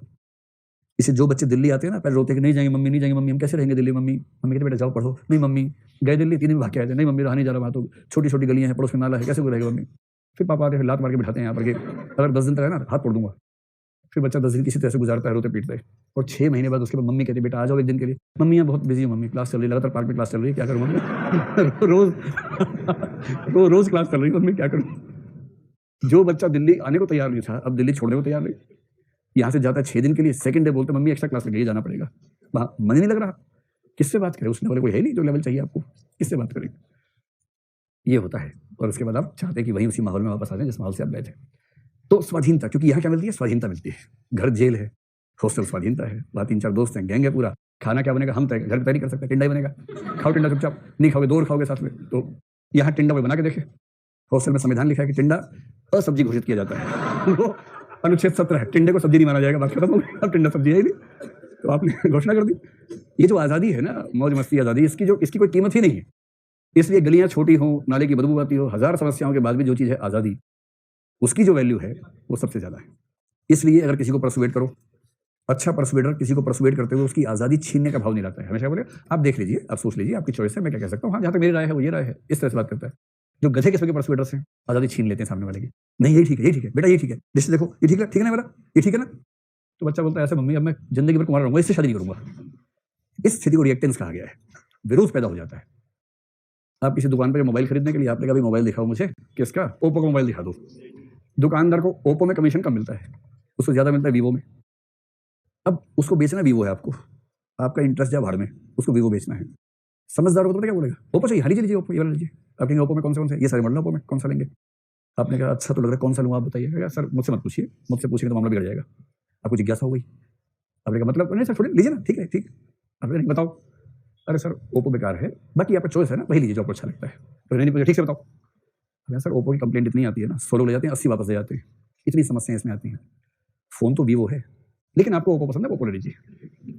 अब फाइनली कौन सा बिकेगा, वीवो, क्योंकि इसको अदा है।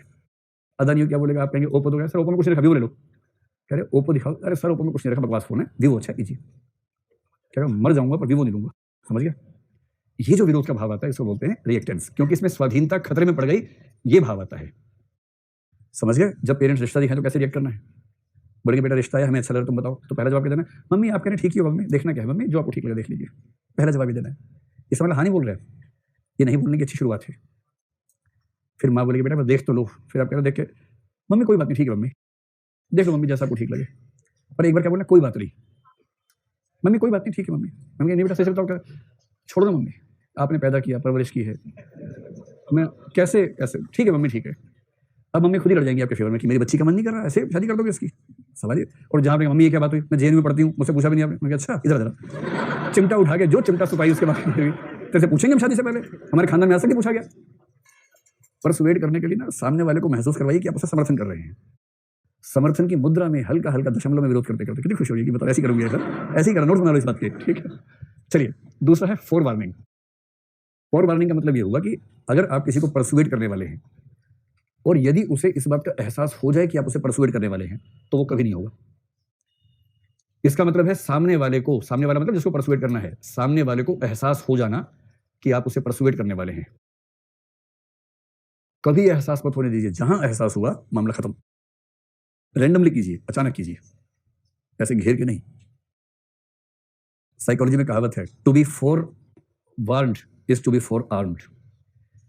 इसका अर्थ समझाता हूं, पहले समझिए क्या इसका मतलब हुआ। जैसे पेरेंट्स जो गधापन करते हैं कई बार, जैसे उनकी बेटी बड़ी हो गई है, शादी के लिए हानि कर रही है, तो एक दिन लड़की को बुलाया, बेटा एक बार घर आ जाओ। बेटी कह रही पापा दिल्ली में पढ़ाई होती है, कैसे आ जाऊँ। पापा ने बेटा दादाजी ना आखिरी सांसें गिन रहे हैं, आना ही होगा। अब इसके बाद आप क्या करेंगे।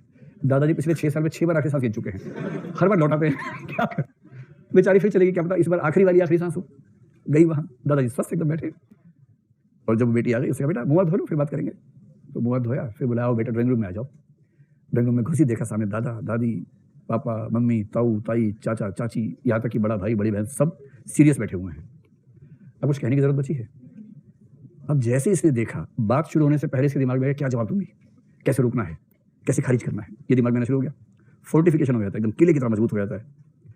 फिर सबसे बूढ़ा आदमी बोलता है कि बेटा हम सब सोच रहे थे, समझिए क्या एक ही बात सोचते हैं बेरोजगार लोग, क्या सोचते हैं उसके अलावा, कि बेटा तुम्हारी उम्र 22 साल हो गई, हमारे खानदान में आज तक कोई 14 के ऊपर निकला था, तुम 22 की हो गई हो।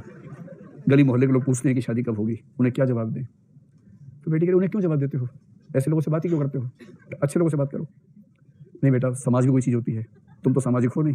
हमें तो समाज को झेलना पड़ता है, समाज में हमारी साख है, इज्जत है, प्रतिष्ठा है, 40 साल में अर्जित की है, मजाक थोड़ा है। यही सब ड्रामा होता है घर में। अब ये लड़की लगातार आर्गुमेंट सोच रही है, इसको इतना स्पेस मिल गया आर्गुमेंट सोचने का कि आज तो कुछ भी हो जाए ये तैयार होगी ही नहीं, क्योंकि इसको पूरा टाइम मिल गया सोचने का। परसुएशन का सही तरीका चुपचाप अचानक घूम रहे थे दादा सामने, अरे बेटा तुम यहाँ क्या कर रही हो? बस मैं ऐसे घूम रही। अच्छा अच्छा आओ चलो घूमते हैं, और सुनाओ क्या हाल चाल, दिल्ली में सब ठीक चलो, भाई ठीक चलो, अरे वाह वाह क्या बात है, बहुत बढ़िया, शादी वादी मत करना भी। इसको क्या हो गया दादाजी को? यहाँ से बात शुरू होगी, आधे घंटे में छोरी तैयार हो जाएगी शादी के लिए। और जहाँ आपने पीछे पड़ के कहा, इसके एकदम एंटीना खड़ा हो जाएगा एकदम कि 8 बुड्ढे बैठे, मनोज बैठे, एंटीना। और अब ये 4 वार्न्ड है, पूर्व चेतावनी मिल गई, और 4 आर्म्ड हो गई, पहले से हथियार इकट्ठे कर लिए हैं। To be 4 warned is to be 4 armed. पहले चेतावनी मिल जाने का मतलब होता है पहले से हथियार तैयार कर लेना। और ऐसे व्यक्ति को आप परसुएट नहीं कर सकते, कितना भी जोर लगा लीजिए, जो पहले से चौकन्ना है। सामने वाला चौकन्ना ना हो पाए, ये आपकी पहली कंडीशन है, और उसे परसुएट ठीक से करना है। तीसरी स्थिति तब होती है जब कोई व्यक्ति सिलेक्टिव अवॉइडेंस की स्थिति में आ जाता है। ये और कठोर स्थिति है। इसमें क्या होता है, देखिए आप जिन एटीट्यूड्स को लेकर बहुत फिक्स हैं, बहुत मजबूती के साथ खड़े हैं, पर आपको डर भी लगता है, भाई जो पक्का सांप्रदायिक है, पक्का जातिवादी है, उसे भरोसा बहुत रहता है। मूर्खता में आत्मविश्वास चरम स्तर का होता है। जब तक उसे कोई कायदे का आदमी सवाल पूछने वाला नहीं मिलेगा, वो सुपर आत्मविश्वास में रहता है, एकदम झंडे गाड़ देगा आत्मविश्वास से। जिस दिन किसी ने 4 सवाल कायदे के पूछ लिए तथ्यों के साथ, उस दिन उसको लगता है कि बाप रे फंस गया आज तो। लेकिन वो अपना एटीट्यूड चेंज करना चाह नहीं रहा, मान लीजिए, तब वो क्या करेगा? ऐसे लोग क्या करते हैं कि वो सिलेक्टिवली चीजों को अवॉइड करने लगते हैं, और इसका नाम है सिलेक्टिव अवॉइडेंस। जहां भी ऐसे तथ्य तर्क या विचार या तथ्य तर्क विचार देने वाले व्यक्ति सामने आएंगे जो उनके एटीट्यूड्स को चैलेंज कर सकते हैं, ये क्या करेंगे? उनको अवॉइड करेंगे, उनसे दूरी बनाएंगे। तो प्रभावित करने वाले तर्कों से या तथ्यों से दूरी बना लेना। मैंने आपसे कहा था ना कि मेरे एक मुस्लिम मित्र हैं, मैंने उनसे पूछा कि जो बकरीद बनाते हो खराब नहीं लगता है? बेचारा बकरे ने क्या गलती की है, मार देते हो उसको। मुझे लगा कोई तार्किक जवाब आएगा अच्छा से। उससे क्या कहा, अरे अल्लाह जाने हम क्या जाने इसमें। उसको पता है कि इस प्रश्न का जवाब देना बड़ा मुश्किल हो जाएगा, इसको अवॉइड करना जरूरी है किसी तरह से। और अवॉइडेंस का फार्मूला क्या है? अल्लाह। हम क्या जाने, हम तो इंसान है, यार इंसान है, अल्लाह ने सोच समझ के किया होगा। और अगर मैं उससे 4 बार सवाल पूछ लूंगा, 5वीं बार क्या करेगा? रास्ता बदल लेगा कि यार सवाल बहुत पूछता है। और जहां सवाल पूछेंगे दुविधा होती है आदमी को, और दुविधा बुरी स्थिति है। कोई नहीं चाहता दुविधा में रहना, लोग चाहते हैं सहज रहना, कि मैं जो करता हूं, अच्छा बुरा जो करता हूं वो ठीक है, मैं इसी विश्वास से जी लूं, ये मेरे लिए संतोष के लिए आवश्यक है। तो जिन तर्कों से, जिन पत्रिकाओं से, जिन लेखों से, जिन अखबारों में ऐसे विचार छपेंगे जो चैलेंज करते हैं, वो अखबार छोड़ देगा, मैगजीन नहीं पढ़ेगा, और इनसे दूर भागेगा। वो टीवी चैनल नहीं देखेगा। जो भक्त काइंड के लोग हैं, मेरे 3-4 दोस्त हैं, बड़े पक्के बड़े भक्त हैं सरकार के, एनडीटीवी देखते ही नहीं। उनको पता है कि ये ठीक नहीं है चैनल, ये चैनल ही ठीक नहीं है, क्योंकि जब देखते हैं उनको तनाव होने लगता है। तो सबसे अच्छा चैनल बंद रखो। कौन सा देखो? जी टीवी देखो, जी न्यूज़ देखो, हाँ जी न्यूज़, और आज तक देख लो, वो भी ठीक है। और जो जो तोड़ी बजा रहे हैं ना, उन सबको देखो। और वो कौन सा रजत शर्मा वाला जो है, हाँ वो सब देखो, उसको देख के शांति मिलती है। हाँ जो भी नाम मुझे नहीं पता था, उसको देख के शांति मिलती है। और यदि कोई एंटी गवर्नमेंट है, वो इन सबको नहीं देखेगा, उसको एनडीटीवी ही पसंद आएगा। ये स्थिति है सिलेक्टिव अवॉइडेंस। इसका अगला स्तर है बायस्ड एसिमिलेशन। जब दिमाग और ज्यादा खराब हो जाए तो स्थिति होती है बायस्ड एसिमिलेशन की। भाई अच्छा लगा? वंस मोर समझाता हूं। मान लीजिए कि आपका कोई एटीट्यूड है, आप मेरी क्लास में बैठते हैं, मैंने कोई ऐसी बात कही जिससे उस एटीट्यूड पे हमला हुआ, और आपको लग रहा है कि नहीं यार वो तो मेरे जीवन का आधार है, उसे मैं कैसे चेंज कर लूं। तो आप क्या करेंगे? मेरी उन बातों को अवॉइड करना शुरू कर देंगे जिन बातों से असर पड़ता है उस विशेष बात को लेकर।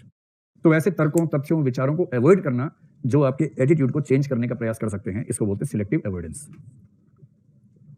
आप मुझे अवॉइड नहीं कर रहे, आप मेरे सारे विचारों में से कुछ खास चीजों को सिलेक्ट करके अवॉइड कर रहे हैं। तो ये क्या स्थिति है? Selective avoidance.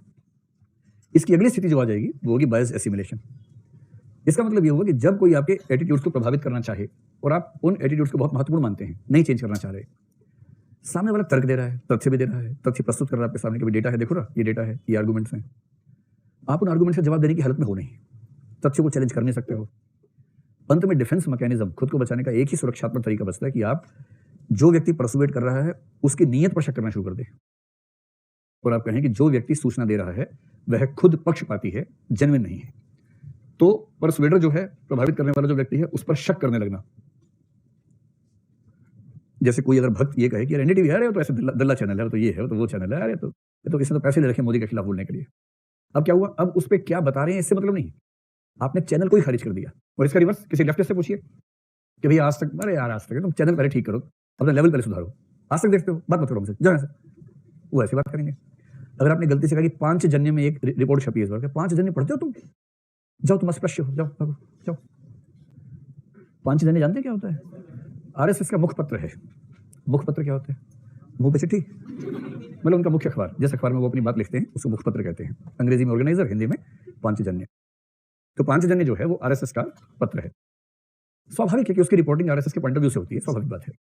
लेकिन ऐसा नहीं है कि उसकी रिपोर्ट हमेशा तथ्यात्मक रूप से गलत होगी। कुछ रिपोर्ट्स तथ्यात्मक रूप से ठीक हो सकती है, स्पेशली अगर किसी लेख में ऑथेंटिक रिपोर्ट्स का हवाला दे रखा है। आप उन रिपोर्ट्स को तो खारिज नहीं कर सकते ना। और यदि दिक्कत है उस रिपोर्ट को मैच कर लीजिए इंटरनेट से कि रिपोर्ट वैसा तो नहीं गलत पेश कर दी हो। लेकिन जब कोई किसी लेफ्ट मैगजीन को या राइटेस्ट मैगजीन को सिर्फ इसलिए खारिज कर दे कि यार नहीं ये होता ही ऐसे है, हम पढ़ेंगे ही नहीं, इसको बोलते हैं बायस एसिमिलेशन। मैं सामने वाले की विश्वसनीयता को ही स्वीकार नहीं करूंगा, क्योंकि यदि मैंने इसको सुन लिया, पढ़ लिया, तो हो सकता है मेरा एटीट्यूड चेंज होने लगे और मैं इस एटीट्यूड का चेंज होना बर्दाश्त कर नहीं पाऊंगा। ये चौथी स्थिति है। और पांचवी स्थिति जिसमें ये प्रोसेस फेल हो जाता है, एटीट्यूड चेंज करने का प्रोसेस, को बोलते हैं अभिवृत्ति टीका। इसका अर्थ क्या हुआ? मैं इसको समझने के लिए कई बार एक एग्जांपल दिमाग में रखता हूं, और वो ये है कि जिन लोगों ने अमेरिका में उस WTC को तोड़ा था हवाई जहाज से, 16 लोग थे जो 3 या 4 हवाई जहाजों में उड़े और उन्होंने उस हवाई जहाज के फ्यूल का इस्तेमाल करते हुए बिल्डिंग को ध्वस्त कर दिया। तो मेरा पॉइंट यहां पर यह है समझने का, मतलब एक बात तो मैं ये भी सोचता हूं कि इसके लिए कितनी हिम्मत चाहिए। हम कहते हैं कि आतंकवादी बहुत कायर होते हैं, डरपोक होते हैं, सब कहना ठीक लगता है, कहना भी चाहिए। सच ये नहीं है, बड़ी हिम्मत चाहिए। कल्पना कीजिए कोई आपसे कहे कि हवाई जहाज उड़ाना है, और जिस हवाई जहाज में आप बैठे उड़ा रहे हैं उसे बिल्डिंग में घुसा देना है। 600-700 किलोमीटर प्रति घंटा की स्पीड से हवाई जहाज को उड़ाते हुए एक बिल्डिंग में घुसा देना है, और आप ड्राइव कर रहे हैं, सबसे आगे आप बैठे हैं, सबसे पहले मौत उसी की होगी जो ड्राइव कर रहा होगा।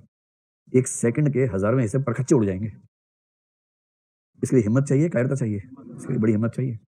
अगर डाउट होना, एक काम करना, साइकिल उठाना, साइकिल तेज चला के दीवार में मारना सामने, सिर्फ साइकिल। साइकिल की स्पीड मुश्किल से 25-30 तक आप लेके जा पाएंगे, उससे ऊपर तो नहीं कर पाएंगे आमतौर पे। 30 की स्पीड पे साइकिल को सभी दीवार में मारना है। जनरली कुछ होगा नहीं, केवल जोर से झटका लगेगा, थोड़ा तेज हुआ तो एक बार धम से वहां जाके थोड़ा सिर फूटेगा, ज़्यादा खास नहीं होगा, मतलब कोई मरेगा नहीं उससे, तो बहुत होगा, गुमटी निकल जाएगी और क्या हो जाएगा, थोड़ा सा निशान आ जाएगा और क्या होगा इसके अलावा। तो आज ट्राई करना और सोचना कि साहस चाहिए या इसके लिए या कायरता चाहिए। साइकिल तो कोई दे देगा, किसी मांग लेना, मोटरसाइकिल, अरे बाइक तो है आप लोगों के पास, बाइक कर लेना, उसमें क्या दिक्कत है। अच्छा कोई बात नहीं है ना, तो एक काम करना, भाग के जाना नाले की तरफ और रुकना मत, ठीक है। साइकिल भी नहीं चाहिए, और आसान, सामने दीवार है, भाग के जाइए, ब्रेक मत लगाइए, और सिंपल है। साइकिल भी क्यों चाहिए, बिना साइकिल के जाओ। फिर ये सोचना कि कोई आदमी हवाई जहाज बैठ के बिल्डिंग में घुसा रहा है, तो उसके लिए कायरता चाहिए कि साहस चाहिए। ये तो एक पॉइंट हुआ। अब दूसरा पॉइंट ये है कि वो व्यक्ति अलग अलग देशों से, जिसमें सबसे प्रसिद्ध भूमिका में हमारा प्यारा पड़ोसी देश रहता ही है ऐसे मामलों में, पाकिस्तान, ऐसे सभी व्यक्तियों की जो पढ़ाई लिखाई होती वहीं होती है, वहीं वो इतने महान बनते हैं, फिर जाते हैं अलग अलग देशों में। तो ये लोग करीब 2 साल पहले अमेरिका पहुंचे, अलग अलग देशों से, एक जॉइंट ऑपरेशन था। 2 साल अमेरिका में रहे, 2 साल तक नफरत को सिंचित रखा या संचित रखा, और फिर हमला किया। मैं ये सोचता हूँ कि जैसे इनको कहा गया होगा अमेरिका ऐसा देश है, वैसा देश है, जैसे भारत के बारे में भी ऐसा होता है ना, कोई आतंकवादी आया, भारत ये देश है, वो देश है, यहाँ आ गया 6 महीने के लिए, और 6 महीने बाद ऑपरेशन करना है।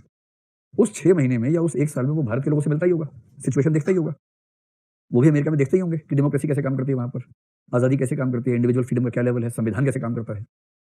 2 साल तक उन व्यक्तियों का दिमाग चेंज क्यों नहीं हुआ? उनका ये एटीट्यूड कि अमेरिका गंदा देश है 2 साल अमेरिका में रहने के बावजूद चेंज क्यों नहीं हुआ? और क्यों उसके बाद भी उन्होंने उस देश के 4-5 हज़ार लोगों की हत्या कर दी? ये कैसे होता है? इसका तरीका सोशल साइकोलॉजी में माना गया है एटीट्यूड इनोक्यूलेशन। इसका मतलब अभिवृत्ति की वैक्सीन लगा दो। और आपको अच्छे से पता है कि वैक्सीन का सिद्धांत क्या होता है। मेडिकल साइंस दरअसल इलाज नहीं करती है, वो हमारे शरीर के सिस्टम्स को हमारे शरीर पे अप्लाई कर देती है।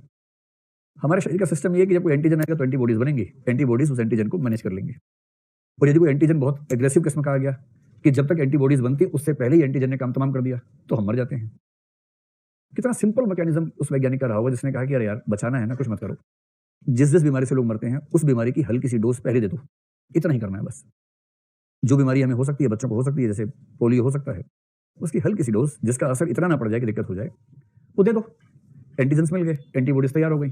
अब अगली बार जब भी अटैक होगा एंटीबॉडीज पहले से तैयार हैं और वो उसको तुरंत हमला करके खत्म कर देंगी। इसी कंसेप्ट से वैक्सीनेशन शुरू हुआ, और वैक्सीनेशन मेडिकल साइंस से सबसे सफल प्रयोगों में से एक है अब तक के। इसको साइकोलॉजी में लेके आ जाइए। हमने 16 व्यक्तियों को तैयार किया अमेरिका में जाके हमला करने के लिए, और ये जो मैं हमने कह रहा हूँ ना, इससे मतलब समझाने के लिए कह रहा हूँ, मैंने तैयार नहीं किया था, है ना, कहीं आपके लो जी प्रमाण मिल गया, अब तो साबित हो गया, है ना। तो उन लोगों ने 16 ऐसे व्यक्तियों को तैयार किया जो अमेरिका में जाएंगे, वहाँ हवाई जहाज चलाना सीखेंगे, उड़ाना सीखेंगे, ट्रेनिंग लेंगे, योजना बनाएंगे, चीजें इकट्ठी करेंगे और हमला करेंगे। उनको पता था कि ये लोग 2 साल वहां रहेंगे तो 2 साल में इनका दिमाग चेंज हो सकता है। किसी का दिमाग चेंज ना हो जाए इसका सिंपल तरीका है कि वहां उनको जो विचार मिलेंगे उन विचारों की हल्की सी डोज पहले देके रख दो, लाइट डोज। ये कैसे होगी? जैसे कोई भारत आ रहा है आतंकवादी मान लीजिए पाकिस्तान से, उसे वहां पर जो ब्रेन वॉश करने वाले शिविर हैं वहां सिखाया गया कि भारत के लोग बड़े गंदे होते हैं, मुसलमानों की ऐसी हालत है, इतना मारते हैं मुसलमानों को वहां पर, हिंदुओं का राज्य है वो तो क्या है, दारुल हरब है, क्या होता है, यही होता है ना, ऐसे कुछ बोलते हैं ना। हाँ हाँ, तो सारे काफिर रहते हैं, अरे अल्लाह ने कहा है हिंदुस्तान को खत्म कर दोगे तो तुम्हें 72 हूरें मिलेंगे जन्नत में, फलाना मिलेगा, ठिकाना मिलेगा, ऐसा ऐसा कह के उस बच्चे का दिमाग खराब कर दिया। और वो बच्चा कसाब नाम का बंदूक लेके आ गया कि चलो अल्लाह की हुकूमत को कायम करना है और काफिरों से मुक्त करवाना है। अब ये जो आए, ये तो आए एक ही रात को आए, धड़ गोलियां मारी, गोली खाए, मर गए, खत्म हो गए, एक फंस गया जेल में, वो बाद में मर गया। पर जो आते हैं इस तरह से कि 6 महीने पहले तैयारी भी करनी है। मान लीजिए किसी इलाके में रहे, जब संसद पे हमला हुआ ना तो संसद के हमलावर आमतौर पर गांधी विहार में रहे थे, कुछ मुखर्जी नगर, कुछ गांधी विहार, कुछ कृष्ण कॉलोनी, यही 3 इलाके थे और कई महीने रहे वो लोग यहाँ पर। इसका मतलब ये नहीं कि यहाँ रहने वाले सब लोग ऐसे होते हैं, है ना, आप चिंता ना करें। तो मान लीजिए कि वो आए और किसी स्थान पर रहने लगे, सुना था कि मुसलमानों की हालत, और कहीं सामान खरीदने गए, सब्जी खरीदने गए, सब्जी बेचने वाला मुसलमान है। उससे पूछा भाई ठीक है यहाँ माहौल? कुछ बोल दे, मैं कन्याकुमारी से आया हूँ या बिहार से आया हूँ, यहाँ मुसलमानों की हालत ठीक रहती है भाई, मैं भी तुम्हारी कौम का ही हूँ। और वो कह रहा है अरे हुजूर यहाँ सब ठीक रहता है, यहाँ कोई दिक्कत नहीं है, क्या हिंदू क्या मुसलमान, टमाटर सबके लिए जैसा है, खाओ ना तुम, मस्त रहो। अरे सही से बता, अरे सही बता रहा, एकदम ठीक है। उस ट्रेनिंग कैंप वाले को पता है कि ये हो सकता है भारत में, और अगर ये हो गया तो ये हमला करेगा नहीं, फिर दिमाग घूम जाएगा। तो पहले क्या सिखाएंगे, देखो हिंदुस्तान के मुसलमान इतने डरे हुए हैं कि खुल के बोल भी नहीं सकते क्या हालत है। किसी से पूछोगे ना बोलेंगे सब ठीक है, इतना खौफ है, हर जगह कैमरे लगे हुए हैं, केजरीवाल ने लगा दिए, और वो चेक करते हैं कि हंस रहा है कि नहीं हंस रहा है। अगर कोई उदास होकर भी बोले कि सब ठीक है, उसे गोली मार देते हैं। हंस के बोलना होता है कि सब ठीक चल रहा है। इतने मजबूर हैं हमारे भाई लोग वहां पर, इसलिए तुमको भेज रहे हैं, अल्लाह ने भेजा है कि तुम जाओगे तब मुक्ति होगी। करोगे काम? हाँ मैं करूंगा, अल्लाह के लिए क्यों नहीं करूंगा। अब वो आया, मिल गया मुसलमान सब्जी वाला, उससे पूछा भाई यहाँ सब ठीक है वगैरह, अरे यहाँ सब ठीक है, कोई दिक्कत नहीं। अच्छा यही बताया था, डरा हुआ है बहुत। क्या चिंता ना करो मैं आ गया हूँ। कह चिंता किस बात की, टमाटर लो जाओ, चिंता किस बात की। कह नहीं मैं समझ रहा हूँ यार, तुम चिंता ना करो, सारे भाइयों की मुक्ति मैं ही करवाऊंगा। कह रहे भाई के ताऊ टिंडा ले, जो लेना है ले, यहाँ कोई दिक्कत नहीं है। कह रहे नहीं नहीं ठीक है। गया रूम पे, डायरी में लिखा, इतने डरे हुए कौम तो पहली बार देखी है, इतना डरे हैं कि हंस हंस के कहते हैं कि हम ठीक है। और ये क्यों हो रहा है? टीका पहले लगवा के आया है, एंटीबॉडीज पहले तैयार है, कितना ही विचार दे लीजिए एंटीबॉडीज पहले से तैयार है उसके अंदर, असर नहीं पड़ेगा। और इसलिए जो खतरनाक थिंक टैंक होते हैं अपने कार्डर्स को या कैडर्स को पहले से एटीट्यूड इनोक्यूलेशन की स्थिति में ले जाते हैं ताकि उनका एटीट्यूड को चेंज कर ना सके। समझिए कहानी? अब अगर मैं आपसे ये कहूं कि एटीट्यूड्स का हमारे विचारों पर क्या प्रभाव पड़ता है, मैं जो कहना चाह रहा था, हमारे विचार बदलेंगे या नहीं ये इस बात से तय होता है कि हमारे एटीट्यूड्स कैसे हैं। और ये 3 स्थितियां ऐसी हैं जो हमारे एटीट्यूड्स की वजह से नए विचारों को स्वीकार करने से ही खारिज कर देती हैं। यदि कोई व्यक्ति फोर वार्निंग की सिचुएशन में है, या कम से कम 2 तो मुख्य रूप से हैं, यदि कोई व्यक्ति अपने एटीट्यूड को लेकर इतना आग्रहशील है या आग्रही है कि वो विरोधी बातों को लेकर सिलेक्टिव अवॉइडेंस या बायस एसिमुलेशन की स्टेज में चला गया है, तो आप कितनी भी कोशिश कर लीजिए नए विचारों से, नए विचार उस तक पहुंचेंगे ही नहीं। और इसलिए कोई व्यक्ति नए विचारों को सुनने समझने की ताकत रखता है या नहीं, यह भी काफी हद तक उसके एटीट्यूड से तय होता है। कुछ बुझाया कि बुझ गया? समझ में आ रहा है कि नहीं आ रहा है? बताओ, आ रहा है ना? ठीक है, समझ नहीं तो क्या करना है? ठीक है, आया समझ में? आया समझ में? बाकी बात ठीक है, चलिए।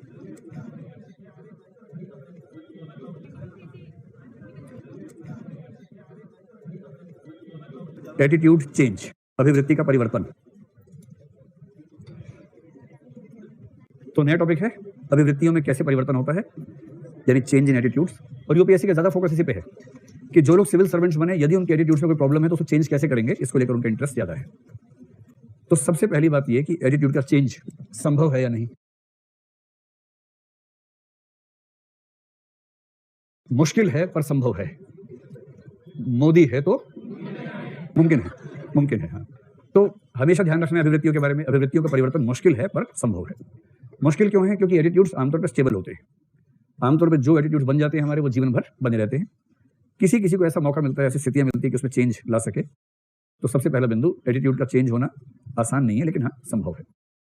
तो यदि कोई आपसे पूछे कौन से एटीट्यूड्स या कौन सी अभिवृत्तियों का बदलना आसान है, कौन सी अभिवृत्तियां बदलना, अगर मैं इसके ही 2 हिस्से कर दूं, एक तरफ आसान, एक तरफ मुश्किल। आसान तो मतलब कोई भी नहीं है, लेकिन रिलेटिवली किनमें थोड़ा आसानी से परिवर्तन हो सकता है। तो वही जो कुछ समय पहले हमने बात की थी वही बात फिर से कर लेंगे। अगर मैं आपसे पूछूं कि कोई एटीट्यूड ऐसा जो बायोलॉजिकली जेनेटिक आधार पे बना हुआ है, उसका बदलना आसान है मुश्किल है? तो मुश्किल में एक लिख लीजिए, बायोलॉजिकल, यानी एज से जुड़ा हुआ है, हेल्थ से जुड़ा हुआ एटीट्यूड है, उसको बदलना आसान काम नहीं है। दूसरा, अगर उसका लिंक जेनेटिक है तो भी उसे बदलना बड़ा मुश्किल है। तीसरा, यदि कोई एटीट्यूड डायरेक्ट एक्सपीरियंस से बना हुआ है, डायरेक्ट एक्सपीरियंस, तो इसका बदलना आसान है कि मुश्किल है? मुश्किल है, सीधी सी बात है। मुश्किल में लिखा है तो मुश्किल ही होगा। ठीक। जो एटीट्यूड बहुत लंबे समय से आपका है और जो अभी हाल ही में बना है, इनमें से किसका बदलना आसान काम है और कौन सा मुश्किल है? जो लंबे समय से है। तो लंबे समय से जो एटीट्यूड चला रहा है उसको बदलना भी मुश्किल है। जितना दीर्घकाल है एटीट्यूड के, उसको बदलने में दिक्कत हमेशा ज्यादा आएगी। जिस एटीट्यूड से आपके जीवन को फायदा मिलता है, लाभ देने वाला एटीट्यूड, एक एटीट्यूड है उससे आपको फायदा होता है जीवन में, आर्थिक हो, सामाजिक हो, कुछ भी फायदा हो, और लगातार फायदा हो रहा है उस एटीट्यूड से आपको, तो उस व्यक्ति के उस एटीट्यूड को बदलना आसान होगा या मुश्किल होगा? मुश्किल होगा, है ना। लाभकारी कह ले, दूसरी भाषा में महत्वपूर्ण, किसी भी वजह से अगर वो जीवन में महत्वपूर्ण भूमिका में है तो बदलना मुश्किल होगा। और एक अंतिम बात, हमारे बहुत सारे एटीट्यूड्स होते हैं, एटीट्यूड्स के बीच में सुसंगति का होना अच्छा है या बुरा है? अच्छा है। और यदि सुसंगति नहीं है, देखिए सुसंगति के दो मतलब है यहां पर, ये बात शायद कल आएगी आपके सामने या परसों आएगी। कंसिस्टेंसी आपके एटीट्यूड्स को लेकर जब सवाल आएगा, दो है। पहला, आपके विभिन्न एटीट्यूड्स आपस में सुसंगत हैं या नहीं। दूसरा, आपके एटीट्यूड और आपके बिहेवियर में सुसंगति है या नहीं। यदि इनमें से कहीं संगति नहीं है और आपको इस बात का अनुमान है कि संगति नहीं है, इस अवस्था का नाम है कॉग्निटिव डिसोनेंस। आपको प्रश्नों में एक प्रश्न लिखवाया था कि संज्ञानात्मक असंगति क्या है, कॉग्निटिव डिसोनेंस क्या है, इससे क्या प्रभाव होते हैं, इसके बाद वही टॉपिक आ जाएगा। हमेशा ध्यान रखिए, अगर आपके एटीट्यूड में संगति नहीं है ना, तो लोग सवाल पूछेंगे, आप लज्जित हो जाएंगे कि यार ये क्या हो गया, ऐसा क्यों हो गया। मैं आपको एक एग्जांपल देकर समझाता हूँ। देखिए, मैं तो सुश्री मायावती का बड़ा सम्मान करता हूँ। ऐसा कोई भी नेता जो कठिन परिस्थितियों से निकल के सामने आया है, मैं तो उसका सम्मान करता हूँ। पार्टी से मतलब हो ना हो, मुझे नेताओं में बड़े गुण नजर आते हैं और उसमें मुझे इनमें भी नजर आते हैं। वोट नहीं देता हूँ, अलग बात है, लेकिन हाँ, सम्मान करता हूँ। तो मैं आपको अभी एक खास बात समझाना चाह रहा हूँ कि सुश्री मायावती की पॉलिटिक्स का पूरा आधार क्या है। आप में से कितने लोग बीएसपी के समर्थक हैं? हाथ खड़ा कर जरा, क्योंकि ये सवाल मैं आपसे भी पूछूंगा। हाँ, एक दो, सपा से हो, लेकिन घर वाले बसपा से हैं, तो मतलब ठीक है, मेरा मैनेज हो जाता है, चलिए बढ़िया। तो बीएसपी या सुश्री मायावती की पूरी पॉलिटिक्स का बेस एक ही है कि एक वर्ग के साथ जो अन्याय हुआ, भेदभाव हुआ, वो गलत है, और जिसके साथ भेदभाव हुआ उसे मुख्य धारा में होने का हक है, बराबरी मिलनी चाहिए, समानता मिलनी चाहिए। ये तर्क अपने आप में सही भी है। अगर समाज का वंचित वर्ग समानता हासिल करने के लिए पॉलिटिकल मूवमेंट करता है, पॉलिटिकली मोबिलाइज्ड होता है, वोट के माध्यम से सत्ता हासिल करता है और सत्ता में आके ऐसे नियम बनाए जो सबके लिए बराबर हैं, इससे अच्छा लोकतंत्र का फायदा क्या हो सकता है? ठीक बात है। लेकिन जिस समय सुश्री मायावती उत्तर प्रदेश की मुख्यमंत्री बनी पहली बार, जब ताकत आई, केंद्र में भी रही कुछ समय, उस समय की एक पार्टी की मीटिंग का फोटो मैंने देखा और उस पर खूब हल्ला भी मचा। ये बात करीब 15 साल पहले की होगी, शायद 15-20 साल पहले की। तो पार्टी की मीटिंग चल रही है, बसपा की सारे सांसद आए हुए हैं, सारे विधायक आए हुए हैं, और उस मीटिंग वाले स्थान पर केवल एक कुर्सी है और उस पर बैठी है सुश्री मायावती।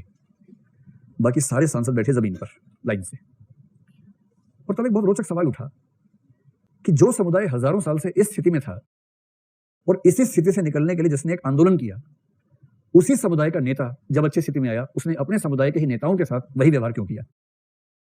और यदि उसके बाद भी वही होना है, तो फिर सामाजिक परिवर्तन को कैसे मान लें कि ठीक हुआ?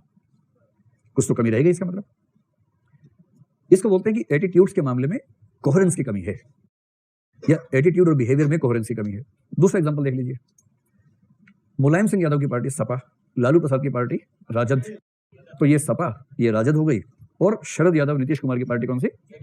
जेडीयू, जदयू है ना, जदयू हो गई। तीन पार्टियां, ये तीनों पार्टियां सामाजिक न्याय के पक्ष में बात करती हैं। ठीक बात है, अच्छी बात है। ओबीसी जातियों के पक्ष में आंदोलन ज्यादा किया तीनों पार्टियों ने। ठीक है, क्योंकि मध्यवर्ती जाति हैं, उनके अधिकार कम थे, अधिकार का झगड़ा है तो पॉलिटिकल मूवमेंट होना ही चाहिए। पर इन तीनों पार्टियों ने महिलाओं के आरक्षण का विरोध किया संसद में। अगर आप एक वंचित वर्ग के खिलाफ हुए व्यवहार के विरुद्ध लगातार आंदोलन कर रहे हैं, तो दूसरे वर्ग के विरुद्ध हो रहे अन्याय के खिलाफ जो बिल आया, उस बिल पर आपकी प्रतिक्रिया ऐसी क्यों थी? इसका जवाब क्या होगा? इसका मतलब हमारे सारे एटीट्यूड्स आपस में सुसंगत नहीं होते हैं।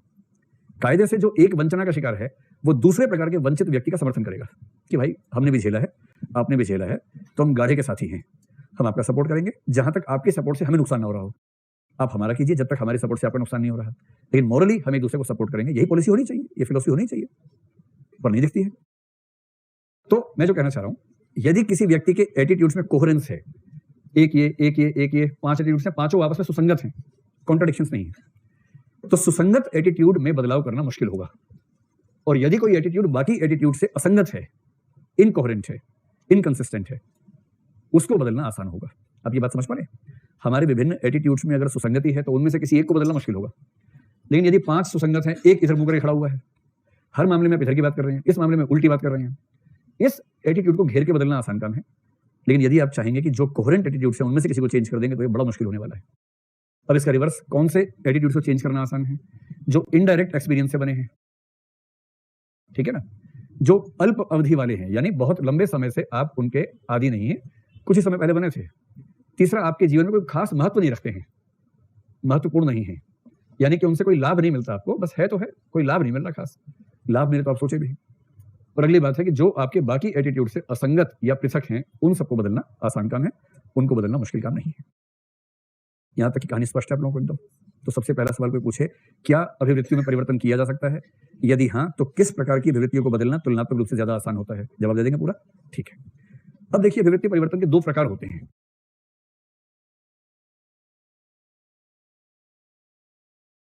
इसके टाइप्स क्या हैं? एटीट्यूड चेंज के टाइप्स क्या क्या हैं? 2 प्रकार का चेंज होता है। एक को बोलते हैं सुसंगत परिवर्तन और एक को बोलते हैं असंगत परिवर्तन। सुसंगत के लिए अंग्रेजी शब्द है कॉन्ग्रुएंट चेंजेस, दूसरा है इनकॉन्ग्रुएंट। तो चेंजेस 2 प्रकार के हैं, कॉन्ग्रुएंट और इनकॉन्ग्रुएंट।